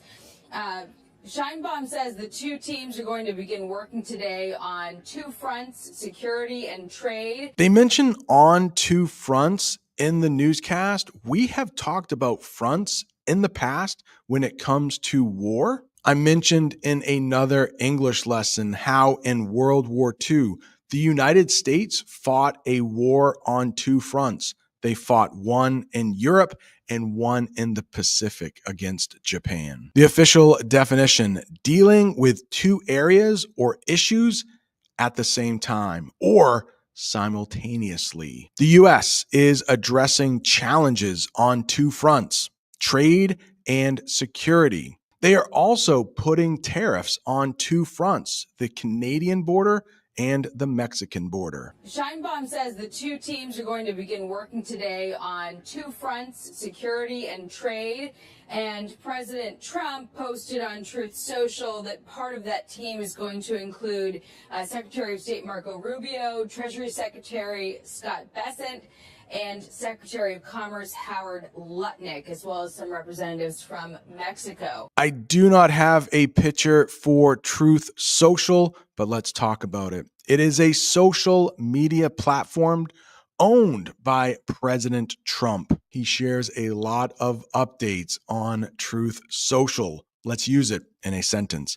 President Trump shared updates about the tariff discussions on Truth Social. Next, let's talk about the new Secretary of State. His name is Marco Rubio. But wait, before we do that, would you mind hitting the like button if you are learning English from this English lesson? He is our Secretary of State, and that is the U.S. official responsible for foreign affairs. Right now, as I record this, Marco Rubio is in Central America. He is visiting Panama. The Secretary of State is involved in negotiations with Mexico. He is a very busy man. Marco Rubio is the new Secretary of State. Let's get a little background on Marco Rubio. Marco Rubio was born in 1971 in Florida. His parents came from Cuba. He studied law and became a politician. He was elected to the U.S. Senate in 2010. He once ran for president but lost. Now he is still a senator and an important leader in the government. Now that was written a couple weeks ago. Marco Rubio is no longer a senator from Florida. He is our new Secretary of State. Scott Bessent is next. He is our Treasury Secretary. When you hear Treasury, think money. Oh no, my computer is going to die and I can't plug in my microphone and the computer at the same time. So I might have to finish this lesson at home. Okay, I am home right now. I think we were talking about Scott Bessent, but it's a little cold in my house, so I'm going to keep on my jacket. Nobody has been home all day. The heat hasn't been on, but I did want to show you this tie. I have 7 students in my classroom from Afghanistan, so I wore a tie with the Afghan flag on it. Okay, now back to the English lesson. Treasury Secretary, I said, remember, think of money. Let's get the official definition. The U.S. official in charge of financial. Whenever you hear financial or finance, also think money. And monetary matters. Monetary is the adjective form of money. The Treasury Secretary discussed the economic impacts of the tariffs. Economic, that is another word. When you hear it, think money. Let's dive a little bit deeper into who Scott Bessent is. Scott Bessent was born in 1962 in South Carolina. He studied political science at Yale University. Yale is one of our best universities. He worked as an investor and started his own investment company. In 2025, he became the U.S. Treasury Secretary. He is the first openly gay person to hold this position. One last government position we need to talk about: Secretary of Commerce. I'm sorry, there will be one more government position we'll talk about a little later. Whenever you hear commerce, think money as well. The U.S. official responsible for trade and business. The Secretary of Commerce is looking over the effects of tariffs on businesses. Howard Lutnick, that is the picture I have. He is President Trump's pick for Secretary of Commerce, but he hasn't been confirmed yet. So as of right now, the U.S. does not have a Secretary of Commerce, but there is a good chance that he becomes the Secretary of Commerce. Let's get a little background on Howard Lutnick. He was born in 1961 in New York. He studied economics and became the leader of Cantor Fitzgerald. I don't know what that is, but if you keep reading, we will find out. A financial company. So this company has something to do with money. After 9/11, he helped rebuild the firm and supported victims' families. In 2024, he was nominated as U.S. Secretary of Commerce. I said earlier, when you hear commerce, think money, but also think business. And President Trump posted on Truth Social that part of that team is going to include Secretary of State Marco Rubio, Treasury Secretary Scott Bessent, and Secretary of Commerce Howard Lutnick, as well as some representatives from Mexico. The president says he's going to be speaking with outgoing Canadian Prime Minister Justin Trudeau at 3 o'clock.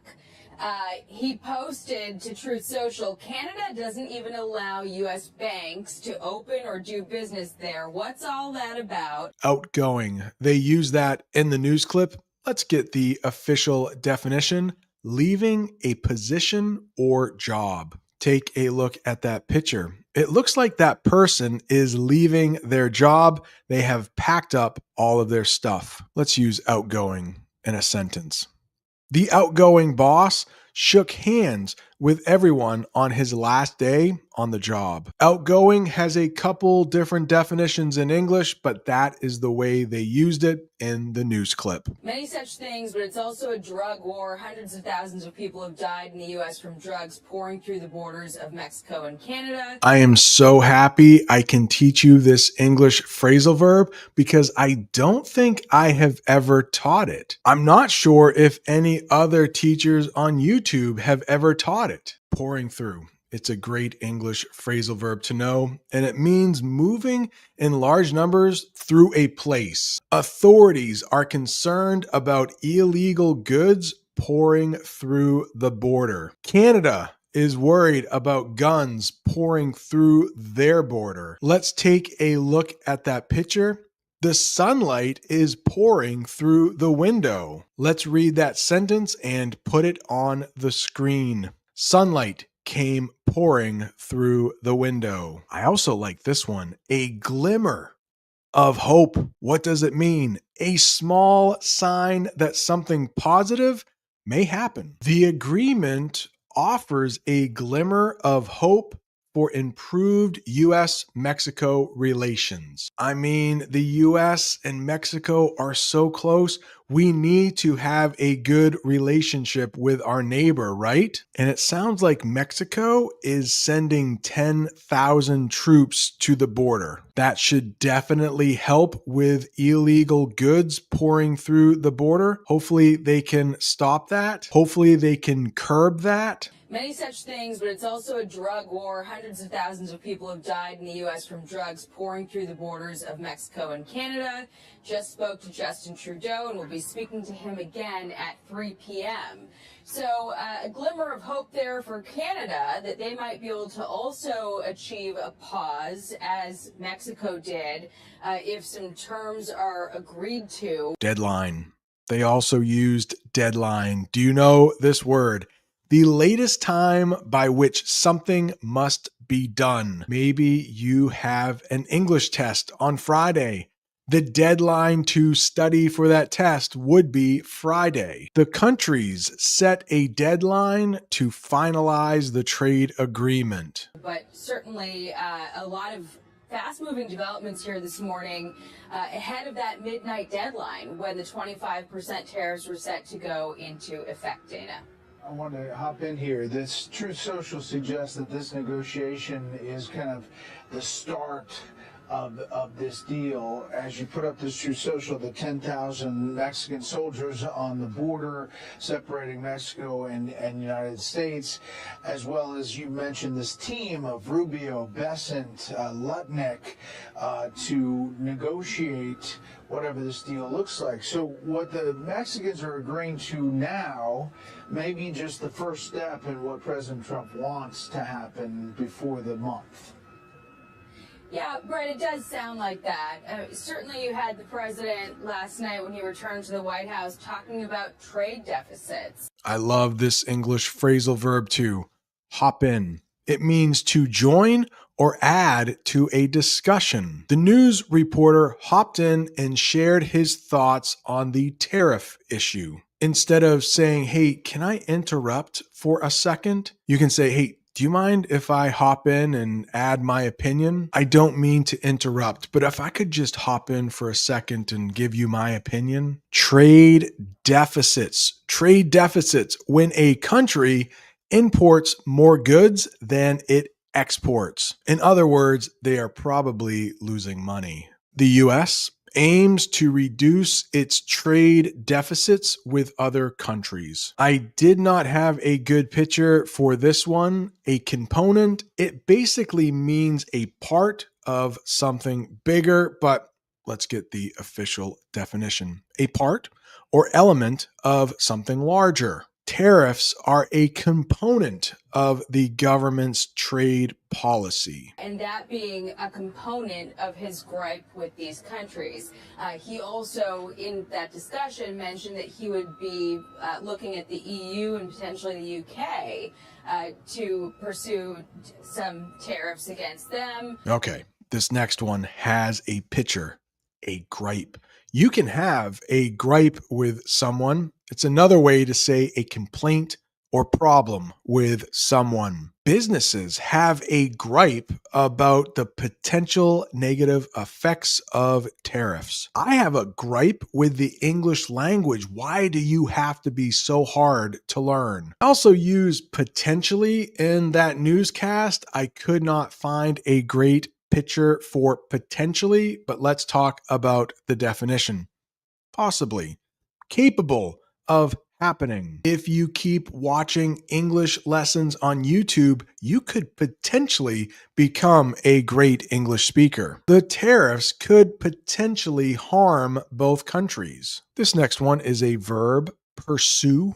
Pursue, it means to follow or try to achieve something. You could be pursuing a job that requires you to speak English. This woman is pursuing a goal to reach the top of that mountain. The U.S. will pursue further negotiations to resolve trade issues. In other words, they are going to try to find other ways to talk with Mexico to fix the problem. Certainly you had the president last night when he returned to the White House talking about trade deficits.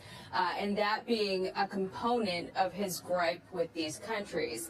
He also, in that discussion, mentioned that he would be looking at the EU and potentially the UK to pursue some tariffs against them. We assume to achieve some sort of similar trade deal. But you did have the NEC director come out this morning and try to sort of soften the president's remarks about this being about trade, saying, look, it's a drug war, it's not a trade war. One more government official we need to talk about, NEC director. That means the head of the National Economic Council. Economic, money. Council, it's like a group of people. The NEC director helps give advice to the president when it comes to money. Let's use NEC director in a sentence. The NEC director spoke about how tariffs could affect American businesses. The guy in the picture, let's talk really quickly about him. A guy named Kevin Hassett, that's his picture there. He might be Trump's pick for NEC director. That is another position that has not been filled yet. Just like the Secretary of Commerce. Wow, 30 terms already. Softened remarks. Your remarks could be harsh. That might make somebody else feel bad. If you try to soften them, you try to make them sound not as mean, not as hard. To make a statement less harsh or strong. After some harsh words, the president softened his remarks about increasing tariffs on Mexico. Jackie, one of the things President Trump did last night is, in the quick video that he did, He said that there might be some short-term pain for Americans, but saying that it would be worth it in the end. Next, we have two idioms, pain in the wallet and pain at the pump. The newscast did not talk about the pump one, but we will. In the newscast, they talk about people might have pain in the wallet because of these tariffs. It just means a situation that makes things more expensive or cost more money. Higher tariffs on Mexican products could cause pain in the wallet for American shoppers. Now, I haven't heard that term all that often, but I have heard pain at the pump. Let's talk about that. It means the high cost of gasoline. If tariffs affect oil imports, Americans might feel more pain at the pump. In other words, they might have to pay more money for their gas. If something is worth it, it means it's a good thing to do. I hope you're finding this English lesson worth watching. Something that has enough value to justify the effort or cost. You have been watching this English lesson for a long time. If it's worth it, you will keep watching because you think you will keep learning English. The government believes the trade deal will be worth it in the long run. Is that a new idiom for you, in the long run? It means like in the future, maybe for the next few years. I promise, learning English will be worth it in the long run. Yeah, and that was a pretty significant admission, I think, because when you look at these three countries, Canada, Mexico, and China, that's about 40% of U.S. imports. So there's really no way to avoid some kind of pain when it's an across-the-board tariff, especially when you consider that the 10% tariff for Canada was on energy as well. So you could see some ramifications. Of course, Democrats jumped on that ahead of the Super Bowl. They were saying that this is a Trump tax increase, and look at your Corona beer and your guacamole, and you can blame the president if your prices go up. I love this word, ramifications. Ramifications. It's the bad things that could happen because of something you did. The US and Mexico are considering the ramifications of new tariffs before making a final decision. If you stay up late at night, the ramifications might be you are tired and in a bad mood the next day. I think this is the second time I've talked about the Super Bowl in an English lesson. It's just the championship game of the U.S. National Football League. In other words, the NFL. Some companies worried that higher avocado prices could affect guacamole sales for the Super Bowl party season. A lot of people have parties during the Super Bowl. Just in case you don't know what guacamole is in English, let's talk about it. A dip, like meaning maybe you can dip pieces of food into a bowl full of guacamole. A dip made from mashed avocados, popular in the US and Mexico. Before we go any further, that green stuff in the bowl is guacamole. Crazy fun fact here. I just asked ChatGPT, my best friend, is guacamole from the Spanish? I thought that was a word that English took from Spanish. And no, it's from a language I have never heard of, but it was spoken by the Aztecs. Those were some of the people in Mexico before Europeans came, before the Spanish visited. So guacamole is a very, very old word. Tariffs on Mexican avocados could make guacamole more expensive for American consumers. Consumers just means people who buy things. So you could see some ramifications. Of course, Democrats jumped on that ahead of the Super Bowl. They were saying that this is a Trump tax increase, and look at your Corona beer and your guacamole, and you can blame the president if your prices go up.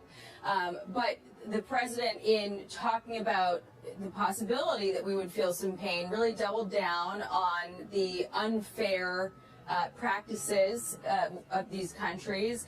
He really took issue with Canada and said that they've been abusive to the U.S. in terms of trade.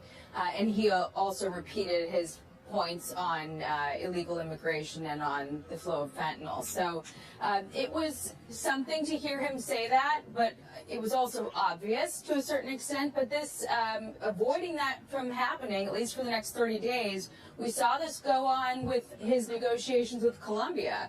That was, the briefest of trade wars I think we've seen yet. So certainly he's a strong negotiator, was able to get something done this morning, and we'll see if more comes together in the next 30 days and we can stave it off permanently for all these countries. Double down.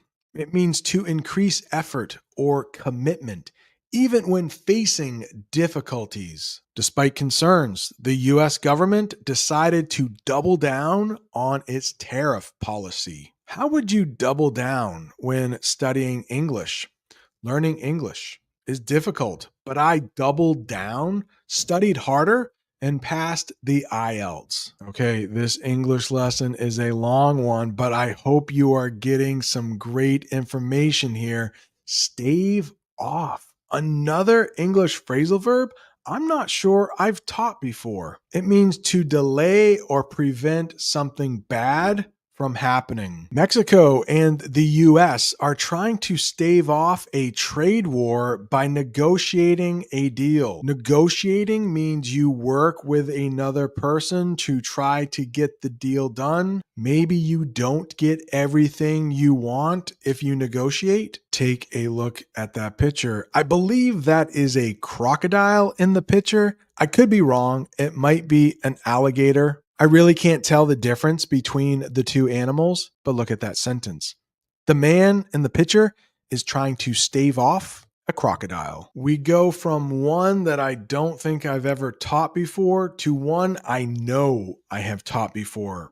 Permanently, it means forever, without change. Some companies hope that the tariffs will not be permanently placed on Mexican goods. The opposite of permanent is temporary. Welcome back to another English lesson. Back in November, I was very happy that President Trump became our new president. I'm not going to say who I voted for. I'm only going to talk about Donald Trump and how it relates to this channel, because I knew he would say some crazy things, and that will give us a lot of English lessons to watch. And he did it again. He said something pretty crazy. He said he wants the United States to take over the Gaza Strip and make it the Riviera of the Middle East. Most people around the world do not like that idea, but hey, we can have an English lesson with it. In today's English lesson, you will learn terms like unprecedented, a joint appearance. Joint has many different definitions in English. We'll talk about one of them. A proposal, the English phrasal verb to take over. We will talk about what fallout is. If somebody is brazen, do you know what that means? Contested. We will review a term we talked about in another English lesson, displaced. We will talk about what stunning means. Great verb here, dismantling. Do you know what it means if somebody is on board? That picture actually probably helps you. How about if something is worthwhile? We will talk about what stability is and so much more. This English lesson is perfect for anyone studying the IELTS or TOEFL exams, anyone who wants to have better conversations in English, or anyone who likes watching the news and learning English at the same time. So let's jump right in. We will watch the clip together, and then I will come back and teach all of those difficult terms. Unprecedented foreign policy announcement last night at a joint appearance with Israeli Prime Minister Benjamin Netanyahu. He proposed that the U.S. actually take over the Gaza Strip, to even open up the possibility of sending troops. The Gaza's entire population of roughly 2 million people should move elsewhere, is what he said. Chief White House correspondent Mary Bruce has more on the president's comments and all of the fallout. Good morning, Mary. Good morning, George. This is a brazen proposal. The first one we have is unprecedented, but before we get to the definition, would you mind hitting that like button? It helps other English learners find the lesson. And if this is your first time here, go ahead and subscribe so you never miss another English lesson. For each of these terms, I will have a picture, I will have the official definition, and I will use it in a sentence. If something is unprecedented, it has never been done before or never known about before. The plan or proposal for the U.S. to take over the Gaza Strip is unprecedented in modern history. In other words, nothing like this has ever been done before. If Kamala Harris would have won the election back in November, that would have been unprecedented. The U.S. has never had a female president before. It would have been unprecedented. Joint appearance. That means when two or more people appear together publicly, like in front of everyone, so everyone can see, not private. President Trump and Prime Minister Netanyahu made a joint appearance to announce their plan for Gaza. Wait a second, just in case you don't know where the Gaza Strip is, let's take a look at a map. You can see it is sandwiched between Egypt and Israel. Have you ever heard sandwiched used as a verb? Unprecedented foreign policy announcement last night at a joint appearance with Israeli Prime Minister Benjamin Netanyahu. He proposed that the U.S. actually take over the Gaza Strip, to even open up the possibility of sending troops. The Gaza's entire population of roughly 2 million people should move elsewhere, is what he said. Chief White House correspondent Mary Bruce has more on the president's comments and all of the fallout. Good morning, Mary. Good morning, George. This is a brazen proposal. A proposal is basically a plan to do something. Let's get the official definition. Suggested, a plan or idea to think about. This did not go over well. People did not accept this. Let's read the sentence. They proposed moving Palestinians to nearby countries like Jordan and Egypt. And almost everyone around the world said, yeah, this is a bad idea. I would like to know your opinion. Would you mind leaving it in the comments? Is the U.S.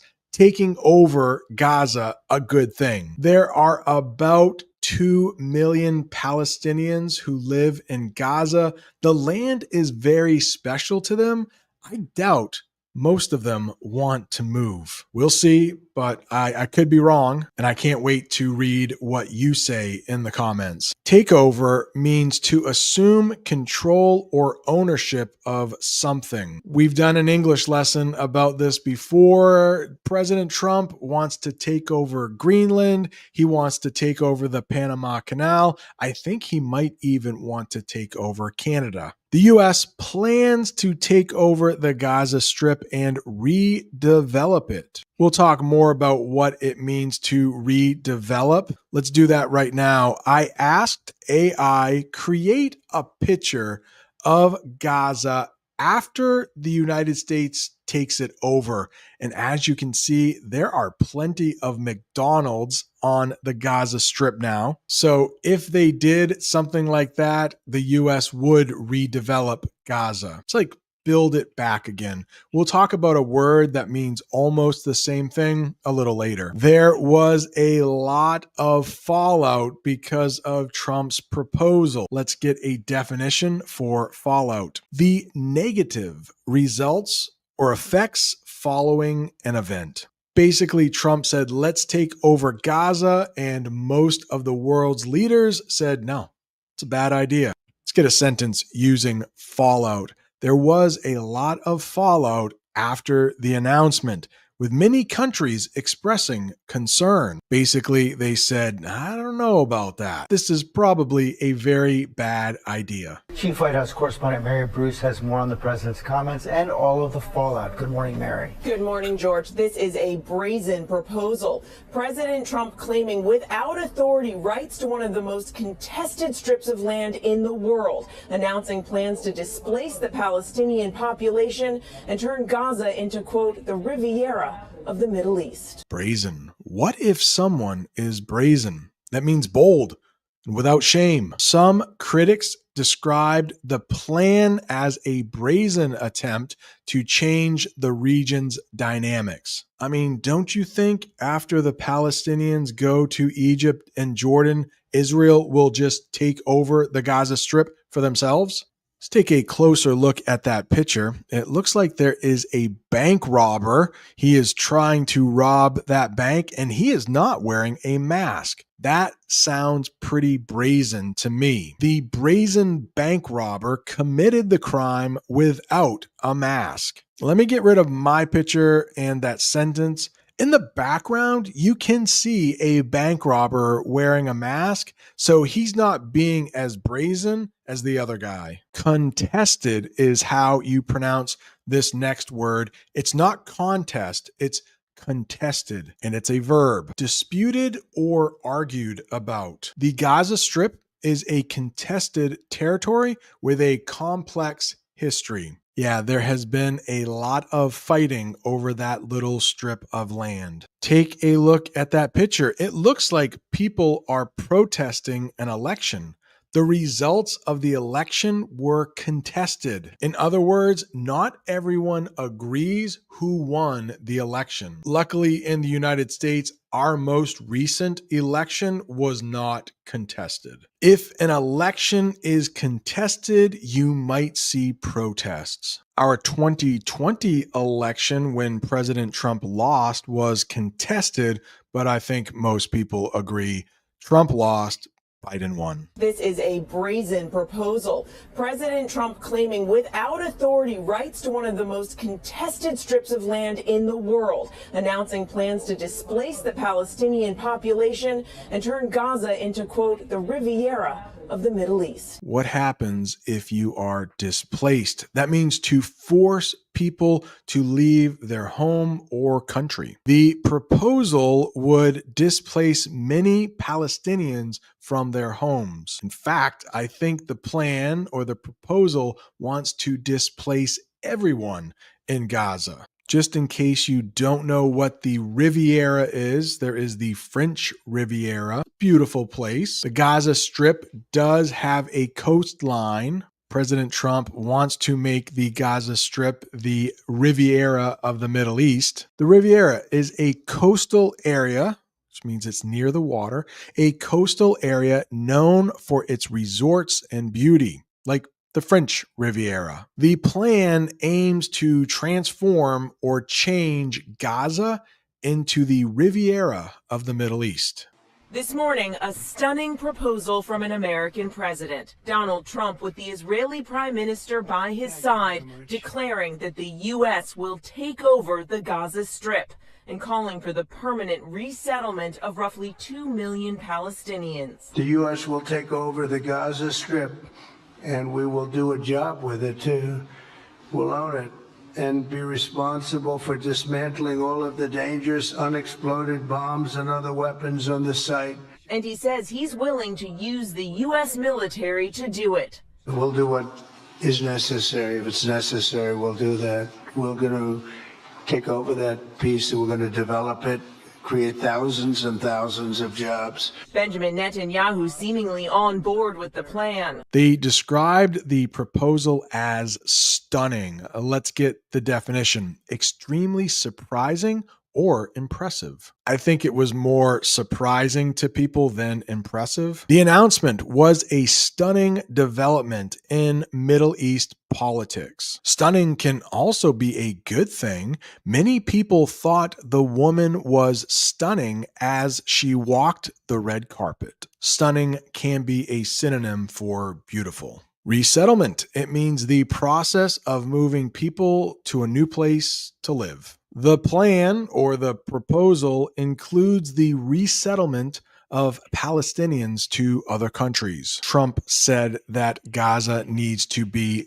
dismantled. Dismantling means taking apart or destroying something in an organized way. That man looks like he might be dismantling a wall in his house. Let's get a sentence using dismantling. The proposal involves dismantling existing structures in Gaza for redevelopment. In other words, tear everything down and then rebuild it again. This morning, a stunning proposal from an American president. Donald Trump, with the Israeli prime minister by his side, declaring that the U.S. will take over the Gaza Strip and calling for the permanent resettlement of roughly 2 million Palestinians. The U.S. will take over the Gaza Strip, and we will do a job with it, too.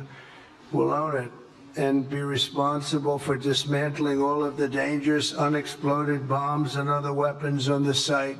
And he says he's willing to use the U.S. military to do it. We'll do what is necessary. If it's necessary, we'll do that. We're going to take over that piece, and we're going to develop it, create thousands and thousands of jobs. Benjamin Netanyahu seemingly on board with the plan. I think it's something that could change history, and it's worthwhile. I hope you are on board with this English lesson. It means agreeing with or supporting a plan or idea. If you are on board with this English lesson, it means it's helpful. You think I'm doing a good job. You are supporting me. But not all neighboring countries are on board with accepting displaced Palestinians. Did you know people who live in the Gaza Strip are called Palestinians? Also, if you know the West Bank in English, Palestinians live there too. If something is worthwhile, it is worth the time, money, or effort spent. In other words, it's valuable. I hope you find this English lesson worthwhile. If you do, it means it's worth watching. Supporters, believe the redevelopment of Gaza is a worthwhile endeavor. An endeavor is just something you do. But there are more detractors than supporters. Supporters mean like you like it. Detractors mean you don't like it. Benjamin Netanyahu seemingly on board with the plan. I think it's something that could change history, and it's worthwhile really pursuing this avenue.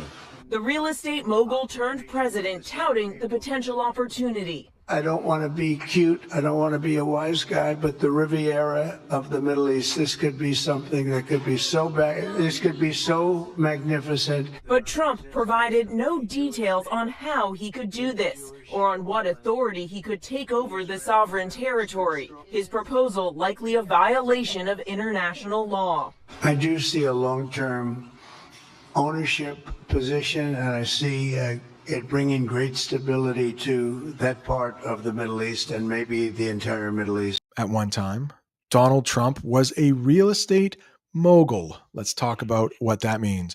A person who has made a large fortune in the property market, buying and selling structures, houses, apartment buildings, office buildings. President Trump, a former real estate mogul, envisions major development projects in Gaza. But I do believe the Gaza Strip is a sovereign nation, a supreme ruler, or a self-governing independent state. A sovereign nation has its own leader, probably has its own currency or money. The plan raises questions about Gaza's future sovereign status. Will it still be a sovereign nation, or will it be part of the U.S.? I mean, Trump wants to take it over. Would it be the 51st state instead of Canada? Of course not. I'm just joking. They talked about stability in the region.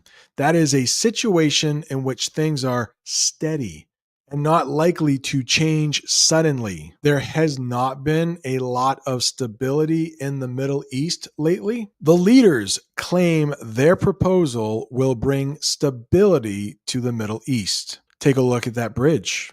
It looks like it has stability, or it is stable. Stability is the noun. Stable is the adjective. The bridge looks safe It looks like it has stability. It looks stable.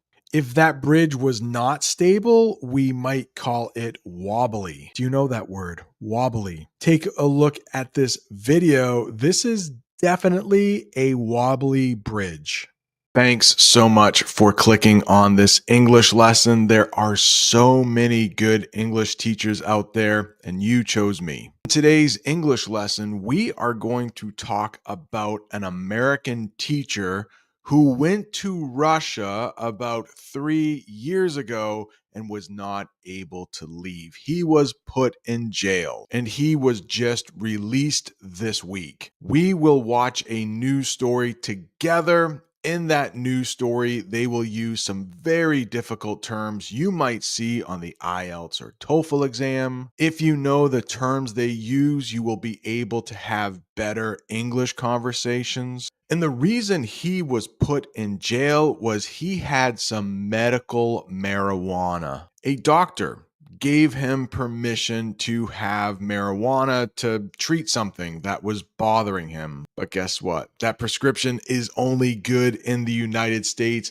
He brought it to Russia where it's illegal. It seems like President Trump and President Putin had a conversation. Maybe this is the first conversation they have that will finally end the war in Ukraine. We shall see. And what can make this tricky is that there are some words we will talk about today that have multiple meanings, like free, sentence, touching down, a good phrasal verb to know, detained. We will talk about what an honor is. How about this verb, claimed? Also this verb, disposing. We will talk about what a penal colony is and so much more. Let's watch the news clip together and then I will come back and teach you all of those difficult terms. An American man held prisoner in Russia for years is now free. Marc Fogel had been serving a 14-year sentence after being arrested in Moscow on drug charges in 2021. He met with President Donald Trump at the White House about 30 minutes ago, shortly after touching down in the U.S. The first one they use in the news clip that I thought might give you trouble is free. You might know free as in something you don't have to pay for. It can be described as free. Who doesn't like getting free things? But this is different. It means to release someone from confinement or imprisonment, maybe jail or prison. After years in detention, that is another way to say in jail or prison. Marc Fogel, that is the name of the teacher, was finally freed and returned home. And in English, there is a difference between prison and jail. I've never been to prison. You have 19 felonies, times. no convictions. Yeah, Knock it yeah. off. Prison and jail aren't the same. People who are in jail are probably there for a short period of time. If someone is in prison, they are probably there for years. I will use each of these terms in a sentence, but the sentence they use in the news clip is different. It means the length of time someone is ordered to spend in prison after being found guilty of a crime. Marc Fogel received a 14-year sentence for carrying medical marijuana into Russia. Guess what? Where I live, marijuana is legal. That doesn't mean I can bring it to Russia where it is illegal. The same thing happened to a famous basketball player here in the United States.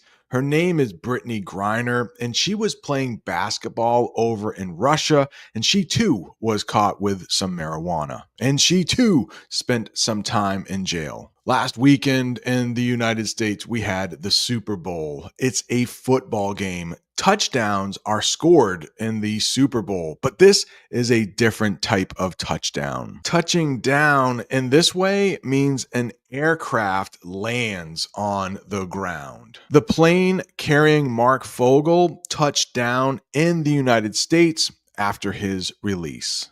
An American man held prisoner in Russia for years is now free. Marc Fogel had been serving a 14-year sentence after being arrested in Moscow on drug charges in 2021. He met with President Donald Trump at the White House about 30 minutes ago, shortly after touching down in the U.S. ABC's Jacqueline Lee has the story. Everybody knows Mark. American Marc Fogel appearing at the White House tonight, a free man after being detained in Russia since 2021. Detained. It's almost like arrested, but it's just a little bit different. Usually someone is detained before they are arrested. It just means to hold somebody in custody. In other words, they can't leave. And it's often for legal reasons. Marc Fogel was detained or put in prison by Russian authorities from 2021 to 2025. Everybody knows Mark. American Marc Fogel appearing at the White House tonight, a free man after being detained in Russia since 2021. A real honor. An honor to have you at the White House. I feel like the luckiest man on earth right now. I'm sorry, I need to interrupt for just a second. If you are enjoying this English lesson, do you mind hitting that like button? It just helps other English learners find this lesson. And if this is your first time here, go ahead and subscribe so you never miss another English lesson. One last thing, if you want bonus English lessons, go ahead and become a channel member. It costs a little extra money each month, but there are over 100 English lessons that you can watch. Check out the links in the description and in the comments. Now, let's get back to the English. You might hear a phrase like this: it was an honor to meet you. An honor means a privilege or high respect given to someone. It was an honor for Marc Fogel to meet the president upon his return. But in the newscast, we actually see President Trump saying it was an honor to meet Marc Fogel. American Marc Fogel appearing at the White House tonight, a free man after being detained in Russia since 2021. A real honor. An honor to have you at the White House. I feel like the luckiest man on earth right now. The American was arrested at a Moscow airport on drug charges nearly 4 years ago after the Russian government claimed this video shows Fogel's wife disposing evidence. Claimed. It is a verb and it means to say something as true without providing proof. So you say something is true, but it might or might not be true. Some reports claimed that the release was part of a larger diplomatic deal. Now, the United States did release a prisoner from Russia. Russia released a prisoner from the United States. But as I said earlier in the lesson, this might be the first step in ending the war in Ukraine. In the newscast, they talked about his wife disposing of that medical marijuana. It means to get rid of something, maybe throwing it in the trash. A camera caught his wife disposing of the medical marijuana in a dumpster. A dumpster is just like a very big trash can, like a giant trash can. An honor to have you at the White House. I feel like the luckiest man on earth right now. The American was arrested at a Moscow airport on drug charges nearly 4 years ago after the Russian government claimed this video shows Fogel's wife disposing evidence. Fogel's family says he was carrying a small amount of medically prescribed marijuana, but Russian officials sentenced him to 14 years in a penal colony for large-scale drug smuggling. Penal colony. That was an interesting term they used in the newscast. Oftentimes you will hear a prison or a jail, but the official definition is a place far from the city where prisoners are sent to work as punishment. At least as an American, I have heard of Siberia as being a place where there might be a penal colony. It sounds like a horrible place to serve a sentence. Marc Fogel was sentenced to serve time in a Russian penal colony. Fogel's family says he was carrying a small amount of medically prescribed marijuana, but Russian officials sentenced him to 14 years in a penal colony for large-scale drug smuggling. Marc Fogel's mother, Malphine, has been begging for his release for years. And then this week, she got the call of a lifetime. She spoke to ABC's Lindsay Davis. His buongiorno, that was always his greeting. And I said, who is this? Because that's not what he... And he said, well, who else says buongiorno to you? We have another verb here, begging.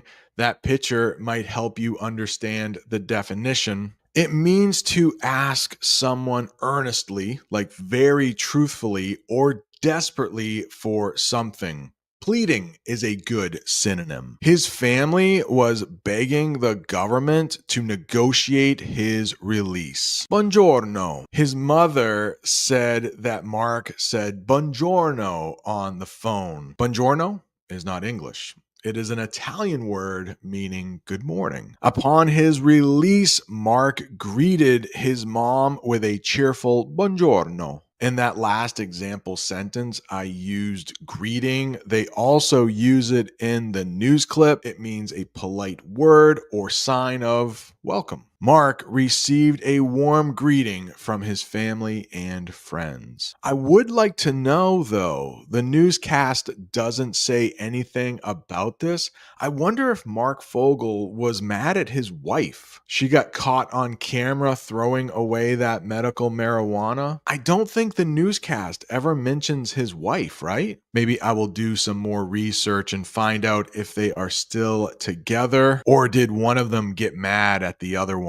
Okay, I don't want to start any rumors. I didn't have to research much. I just asked ChatGPT, are Marc Fogel and his wife still together? I did find out, yes, they are still together. His wife is Jane, and they have 2 sons. They've taught in various countries like Colombia, Malaysia, Oman, Venezuela, and Russia. I guess both he and his wife are teachers. And he said, well, who else says buongiorno to you? But it just was such a shocker, and such a beautiful shocker. Malphine thanking President Trump, who she said was instrumental in her son's return. It seems to be in fairly good spirits, and we just need to get him home and hug him and hold him and just find out everything that's been going on within his life. They talked about something being a shocker. Let's talk about what that is. Something surprising or unexpected. Yeah, his mom getting a phone call was a shocker to her. She didn't expect her son to be calling and saying buongiorno. It was a shocker to many when news broke of his sudden release. If something happens suddenly, it happens without warning, like you didn't know it was going to happen. It was a shocker. Instrumental. You may have heard of a musical instrument that is something you can make music with, like maybe a saxophone or a set of drums. Those are instruments. But if something is instrumental, it's something very different. It means something very important in helping to achieve a goal. It seems like President Trump was a big factor in getting Marc Fogel released. He had been in prison for over 3 years. President Biden was president for most of that time. It looks like President Trump was a big help, or he was very instrumental. Let's get a sentence using instrumental. President Trump was instrumental in securing Marc Fogel's freedom. Like we said earlier, Marc Fogel is now free. We could also say Marc Fogel now has his freedom. Freedom is the noun, the adjective is free. And it seems like Marc Fogel was in good spirits when he arrived in the United States. That means feeling happy and positive. Despite the long time away from his family, Marc appeared to be in good spirits upon his return. The White House saying Fogel was freed as part of an exchange with Russia.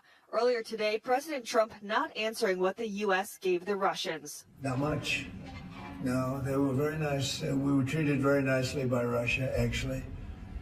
I hope that's the beginning of a relationship where we can end that war. Jacqueline Lee, ABC News, Los Angeles. The United States and Russia exchanged prisoners. Let's talk about what that means. An exchange is the act of giving one thing and receiving another in return. For example, in just a couple days, I will be flying to France. I will have to exchange my American dollars for French francs. Oh, wait, no. It's 2025. France has been using the euro for a long time. I will have to exchange my dollars for euros. A prisoner exchange is when exchange is being used as a noun, but it can also be a verb. I am going to exchange my dollars for euros. But in the sentence, it is used as a noun. Marc Fogel's release was part of a prisoner exchange between the US and Russia.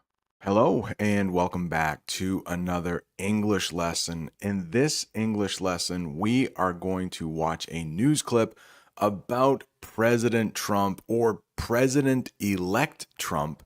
He hasn't even taken office yet, but he wants Canada, Greenland, and the Panama Canal. Watching the news in English can be a great way to improve your English. Unfortunately, they often use very difficult vocabulary words, advanced English idioms, and of course, those pesky English phrasal verbs. But don't worry, stick with me for the next 20 minutes or so, and you will understand at least 19 new terms. Do you want to see a preview of some of the terms you will learn in this English lesson? We have boost, dominating, bolster, sled dogs. Who doesn't like sled dogs? Ironic, coincides, crucial, an absolute necessity, sustainable, and so many others. Together, let's watch a short news clip, and then I will come back and teach the difficult terms they use. We begin in Europe, where Denmark has announced its plans to boost defenses for Greenland, an island that's dominating headlines this week. Denmark's defense minister said the country will invest $1.5 billion to bolster resources.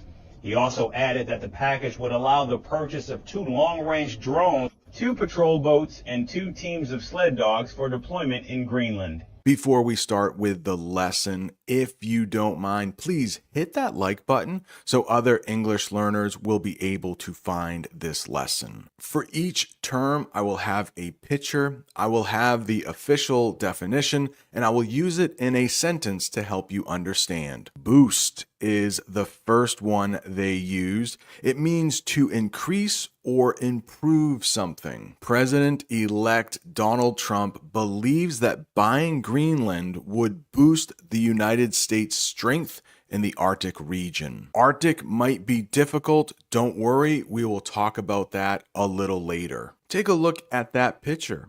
It looks like a woman is enjoying a nice cup of coffee. Let's use boost and coffee all together in one sentence. She drinks a cup of coffee in the morning for a little boost. Please let me know in the comments, what do you do in the morning to give yourself a little boost? Maybe you take a shower. Maybe you have a cup of coffee. Or like me, maybe you do something kind of unhealthy and have an energy drink. Dominating is the next one. It means having control or power over others. Some people think that making Canada the 51st state would lead to the US dominating North America. Come on.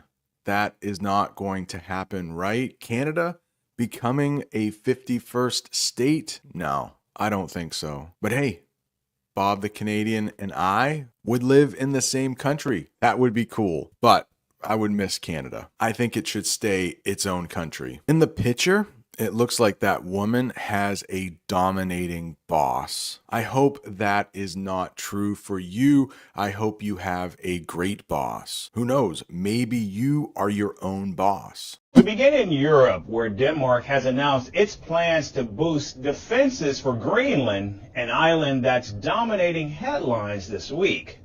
Denmark's defense minister said the country will invest $1.5 billion to bolster resources. Bolster is the next one, and it means to support or strengthen something. Denmark plans to bolster Greenland's defenses after Trump's interest in buying the island. Now, we will talk about this later, but I think Denmark was already planning to bolster its defenses in Greenland. It just happens to coincide with Trump's remarks. Coincide. If you don't know what that means, don't worry, you will. We will talk about it later. I'm not a doctor, but I think this is true. Drinking lots of water can bolster your energy during the day. Denmark's defense minister said the country will invest $1.5 billion to bolster resources.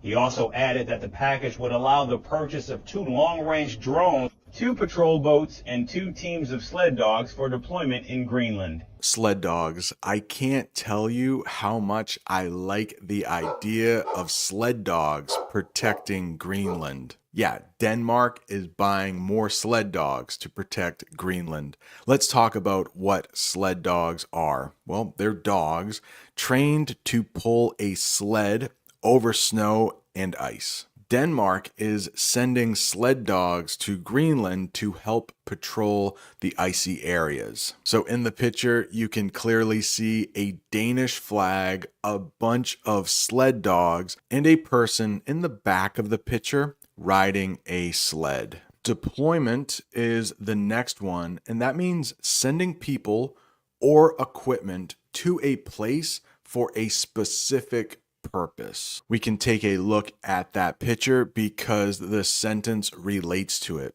The deployment of new patrol boats will help protect Greenland's waters. Here is another sentence that uses the verb deployed. Danish patrol boats have been deployed to protect Greenland. He also added that the package would allow the purchase of 2 long-range drones, 2 patrol boats, and 2 teams of sled dogs for deployment in Greenland. For many years, we have not invested enough in the Arctic. Now we are planning a stronger presence. For this next one, we have the term stronger presence. Let's talk about what that means. Being more noticeable or having more influence in a place. Denmark wants a stronger presence in Greenland to show its commitment to the island. And I have a picture of a father and a daughter. Maybe the father has been really busy. Maybe he has been working a lot. Let's take a look at the sentence below. The worried father tried to have a stronger presence in his teenage daughter's life. Everybody gets busy from time to time, but even teenagers still need their parents in their life. For many years, we have not invested enough in the Arctic. Now we are planning a stronger presence. It is ironic that it coincides with the announcement from the United States. Now, the announcement comes after President-elect Donald Trump suggested that the United States should buy the world's largest island. On Monday, the incoming president posted on Truth Social that Greenland's ownership is extremely crucial to America. Ironic. This is a tough one. I have been teaching English in the United States for over 20 years, and I know how hard the term ironic can be to learn. I've spent a lot of time teaching ironic to my students. It means when something happens in a way that is the opposite to what you expected. It is ironic that Denmark increased its defense in Greenland right after Trump's announcement. And even that, I'm not sure is a great example of something that is ironic. A lot of times, native English speakers will mix up ironic and coincidence. A coincidence is just when two things happen and you didn't expect it. We will talk more about that when we talk about the term coincide. But this is the example I always used in class to teach my students the term ironic. A firehouse catching fire would be ironic. Ironic again means the exact opposite of what you thought would happen. For example, I am an English teacher. I teach reading to my students.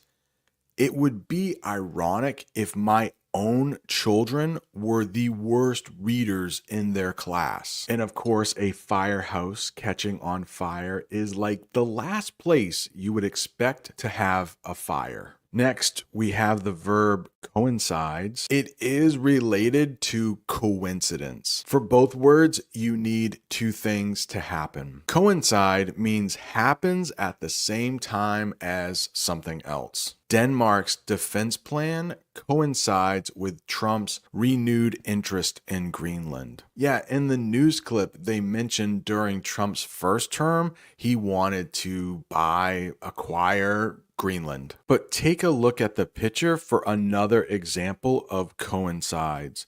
The start of the concert coincides with the sunset, which creates a perfect atmosphere. Next, we have crucial. Crucial, that's kind of fun to say. It means extremely important or necessary. Greenland's location is crucial for military strategies in the Arctic. You know what else is crucial? It is crucial to listen to a lot of English if you want to improve. It is also crucial to wear a bicycle helmet if you plan on riding a bike. Now we are planning a stronger presence. It is ironic that it coincides with the announcement from the United States. Now, the announcement comes after President-elect Donald Trump suggested that the United States should buy the world's largest island. On Monday, the incoming president posted on Truth Social that Greenland's ownership is extremely crucial to America. For purposes of national security and freedom throughout the world, the United States of America feels that the ownership and control of Greenland is an absolute necessity. In the newscast, they mentioned an absolute necessity. What is that? Something that is completely needed. Trump called owning Greenland an absolute necessity for U.S. national security. The United States of America feels that the ownership and control of Greenland is an absolute necessity. And not just Greenland, but Donald Trump has also threatened to take back the Panama Canal and make Canada the 51st state of the United States. Moreover, the incoming president's son, Eric Trump, posted a picture on X where his father was shown ordering Greenland, the Panama Canal, and Canada on Amazon. The post quickly went viral on X with nearly 10 million views in just a single day. Meanwhile, Greenland's prime minister said that the island of 56,000 people is not up for sale. Greenland is ours. We are not for sale and will never be for sale. We must not lose our long struggle for freedom. Now, however, experts say Denmark's plan to bolster Greenland's defenses should not be seen as a direct response to Trump's comments. Reportedly, the plan has actually been under discussion for a long time as Denmark has been slow to expand its military capabilities in the region. What about military capabilities? Military capabilities. That is the power and resources a country's military has. I think the United States is known for having some of the best military capabilities in the entire world. Denmark is enhancing its military capabilities in Greenland by adding new equipment, like they're adding those sled dogs for national security, for the security of Greenland. Reportedly, the plan has actually been under discussion for a long time as Denmark has been slow to expand its military capabilities in the region. The Nordic nation has also failed to protect waters around Greenland against China and Russia's encroachments. They also mentioned the adjective Nordic in the newscast. Let's talk about what Nordic means. Related to Northern European countries like Denmark, Norway, and Sweden. Greenland is part of the Nordic region under Denmark's sovereignty. If a nation is sovereign, it means it can govern itself. It's autonomous, and we will talk about what autonomous means in a little bit. Encroachment, what does that mean? Gradually taking over someone else's space or rights. Some view the idea of the US buying Greenland as an encroachment on Danish territory. Yeah, I think it would be. Who knows? Maybe if the United States pays a fair price to Denmark, I don't know.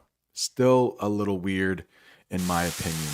In the picture, it looks like we have a large elk crossing the road. Humans often encroach on the habitat of wildlife. And habitat is simply where an animal lives. Like polar bears' natural habitat is the Arctic. I think I have, yeah, right there. So we have some polar bears and they live in the Arctic. Their habitat is the Arctic. The Nordic nation has also failed to protect waters around Greenland against China and Russia's encroachments. As an important stakeholder in Arctic affairs, China has been participating in Arctic affairs in line with the basic principle of respecting win-win cooperation and sustainable development. Win-win cooperation. Win-win cooperation is a partnership where all parties benefit. Like both sides have good things happen to them. Denmark and Greenland seek win-win cooperation with other countries for mutual benefits. Mutual benefits is pretty much the same thing as win-win cooperation. Both sides are getting good things. Sustainable. That means able to continue over time without harming the environment or depleting resources. Depleting means to go down, like there isn't as much of it anymore. Greenland focuses on sustainable development to protect its natural resources. And in the picture, you can see some men installing some solar panels. The school installed solar panels to create a sustainable energy source. China has been participating in Arctic affairs in line with the basic principle of respecting win-win cooperation and sustainable development, and has strengthened cooperation with other parties to uphold peace and stability in the Arctic and promote sustainable development in the region. The U.S. has misinterpreted China's Arctic policy and made irresponsible remarks on China's normal Arctic activities in accordance with international law. Oh no, I think this man misinterpreted something that somebody said. Let's talk about what misinterpreted means. It means understood something in a wrong way. Trump's intentions to buy Greenland were misinterpreted by some as a joke. That's the problem with President-elect Trump sometimes. You don't know when he's joking and when he isn't. We've talked enough about Arctic already. Let's get the official definition. The cold, icy region around the North Pole. Greenland is located in the Arctic, making it strategically important. Now, notably, Greenland sits between the Arctic and the Atlantic Oceans, and it's an autonomous territory that has been part of the Kingdom of Denmark for more than 600 years. Oh no, this might be a little controversial. I might hear about this in the comments. That is okay. I am prepared for that. Autonomous means having the freedom to govern itself. Independent. Kashmir at one time was an autonomous part of India. In 2019, that went away. Greenland is an autonomous territory, meaning it has its own government, but is still linked to Denmark. Now, notably, Greenland sits between the Arctic and the Atlantic Oceans, and it's an autonomous territory that has been part of the Kingdom of Denmark for more than 600 years. However, Greenland's capital city, Nuuk, is closer to New York than the Danish capital, Copenhagen. The island boasts minerals, oil, and natural resources and is home to a crucial air base of the U.S. military. Donald Trump originally proposed to acquire Greenland during his first term. However, his idea led to a sharp rebuke from the island's leaders. Sharp rebuke. Sharp rebuke. If you look at that picture, it looks like that mother is not very happy with her daughter. It means a strong expression of disapproval or criticism. You don't like it. Greenland's leaders issued a sharp rebuke to Trump's proposal, stating the island is not for sale. That Donald Trump will become the 47th President of the United States. Hello, and welcome back to another English lesson. This is about Trump becoming our 47th president.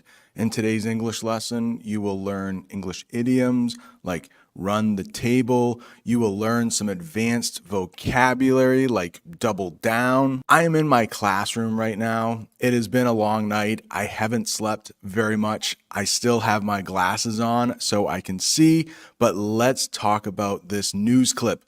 We will watch a news clip from Fox News. Now, they like Republicans better. They are the news station for Donald Trump, pretty much. Watching the news in English can be an amazing thing, but they often use some very advanced vocabulary. That's where I come in. I will have a definition. I will use that in a sentence, and by the end of this lesson, you should know at least 16 more words, terms, phrases, English phrasal verbs you might see on the IELTS or TOEFL exam. Let's take a look at that news clip. The Fox News decision desk can now officially project that Donald Trump will become the 47th President of the United States. The former president's comeback will be complete with a win in Wisconsin, a state that he narrowly lost 4 years ago. All right, this word can be tricky because we have something called a project, which is like something you work on, but they didn't say that in the news clip. They said project, pronounced a little differently. What does project mean? Well, it's a verb, and it means to guess what might happen in the future based on information now. So even before it was official, news stations were able to project Donald Trump becoming the 47th president of the United States. Let's use project in a sentence. Experts project that more people will vote in the next election. Come back. Let's talk about what that is. When someone returns to success after a setback or a loss. So you could be up here, something happens, you're not as good, but when you come back to be higher, to be better like you were before, we call that a comeback. Donald Trump made a comeback and won the recent election. The Fox News decision desk can now officially project that Donald Trump will become the 47th President of the United States. The former president's comeback will be complete with a win in Wisconsin, a state that he narrowly lost 4 years ago. Narrowly, not easy to say. It means by a small amount, just barely. Right now, as I am recording this, it doesn't look like Trump narrowly won. It looks like he won by a landslide, and we will talk about that in just a minute. But the sentence using narrowly, Donald Trump narrowly won the election against Harris. The former president's comeback will be complete with a win in Wisconsin, a state that he narrowly lost 4 years ago. He is now the second president in U.S. history to win non-consecutive terms. The first was Grover Cleveland in the late 1800s. I love presidential history. I don't know why. I just like learning about former presidents. And we have had one president before Donald Trump serve 2 non-consecutive terms.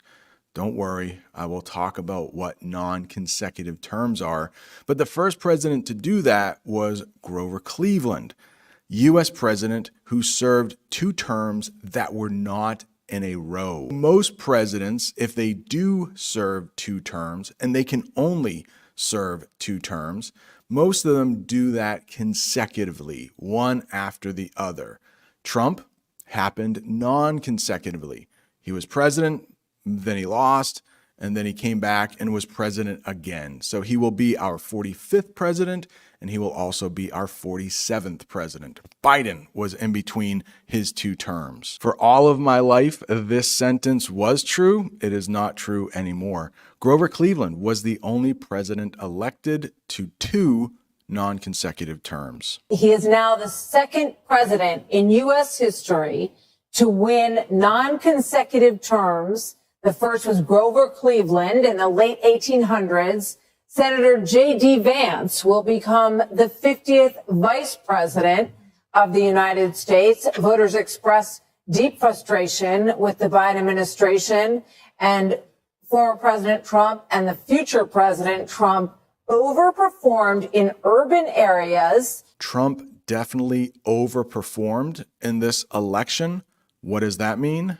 Did better than expected. President Trump has run for president 3 times, so you can look back at the other 2 times, see how he did. He overperformed in 2024. Trump overperformed in states where he was expected to lose or expected for it to be a close race. Urban. When you hear urban, think tall buildings, think the city. It means relating to cities or large towns. Most votes for Harris came from urban areas. That is true. Big cities usually vote Democrat, while rural, that means like out in the country, I've talked about that before on this channel, rural areas tend to vote Republican. Senator J.D. Vance will become the 50th vice president of the United States. Voters expressed deep frustration with the Biden administration, and former President Trump and the future President Trump overperformed in urban areas, particularly with men, proving that the strategy that they doubled and tripled down on over the course of the last few months absolutely succeeded. Particularly, not easy to say, particularly, especially, more than usual. Trump was particularly popular in rural areas. Let's use it in a sentence that doesn't have anything to do with the election. I like fruit, particularly grapes. I love studying English, particularly watching YouTube English lessons. And if I could, please subscribe to the channel if you haven't before so you never miss another English lesson. And please hit the like button so other people can find this English lesson. Double down. Trump loves to say double down, and news reporters now like to say double down. What does it mean? To do more of something or focus even more on something. They also mentioned triple down in the newscast, which is more than double down. But let's say you are studying English. I think that's true. And maybe you really like watching YouTube videos more than reading.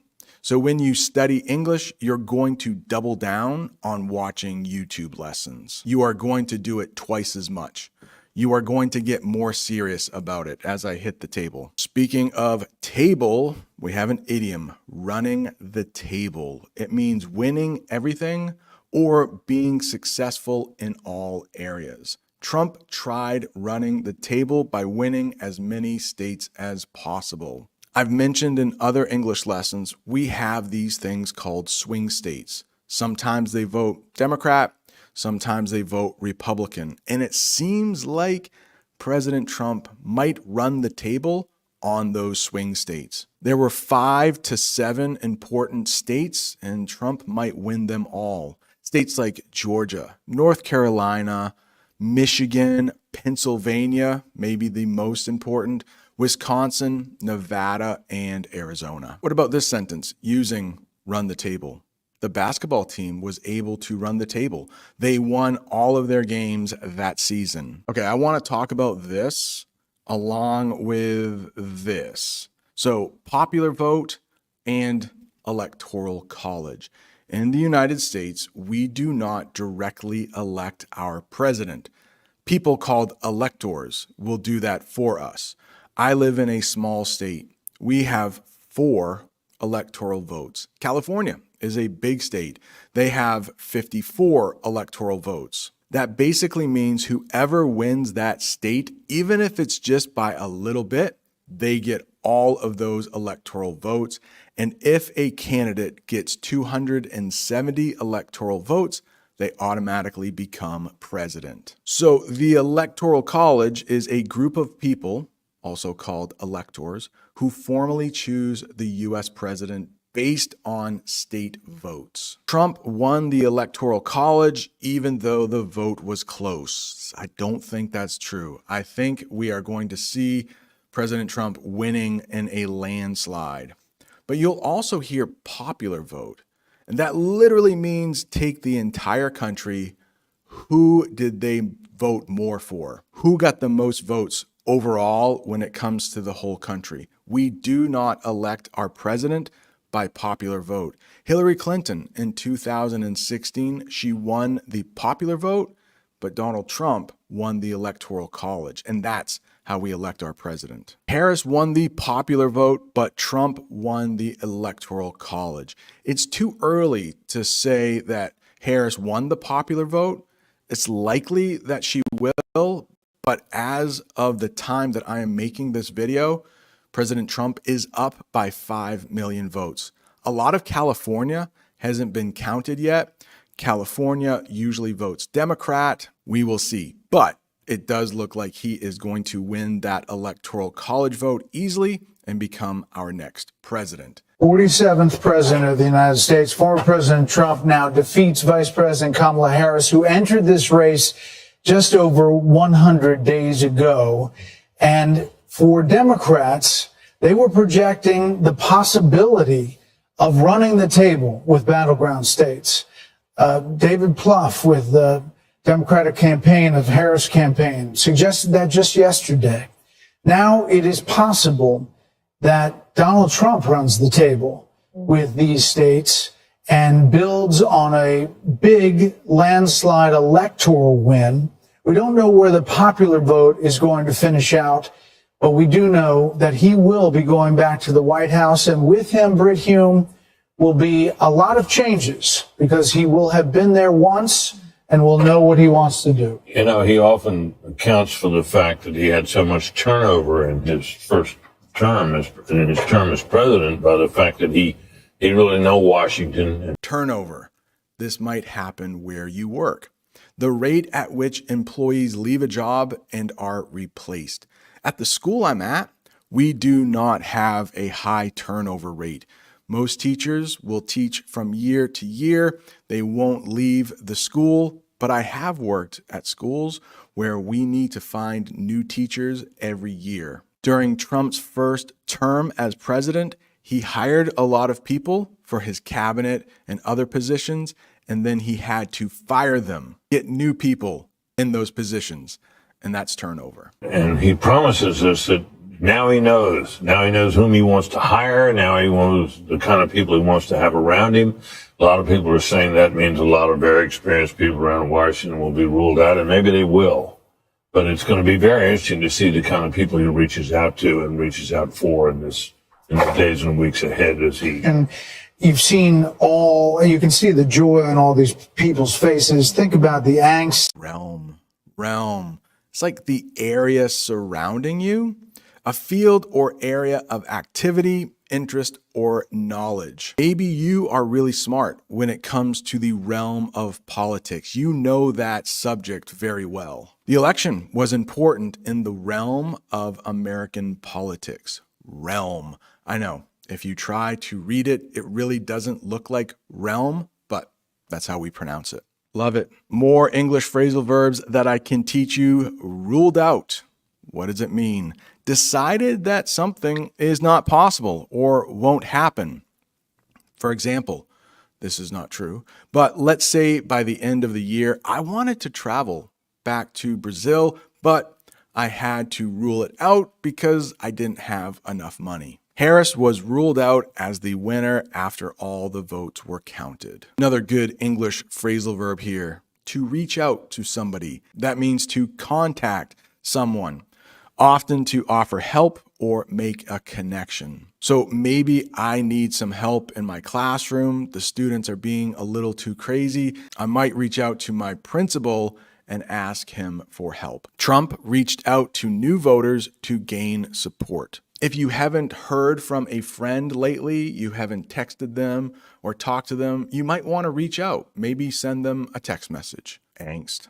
That is a feeling of worry or anxiety about something. A lot of people are nervous this morning. They feel a lot of angst because President Trump will be our new president in January.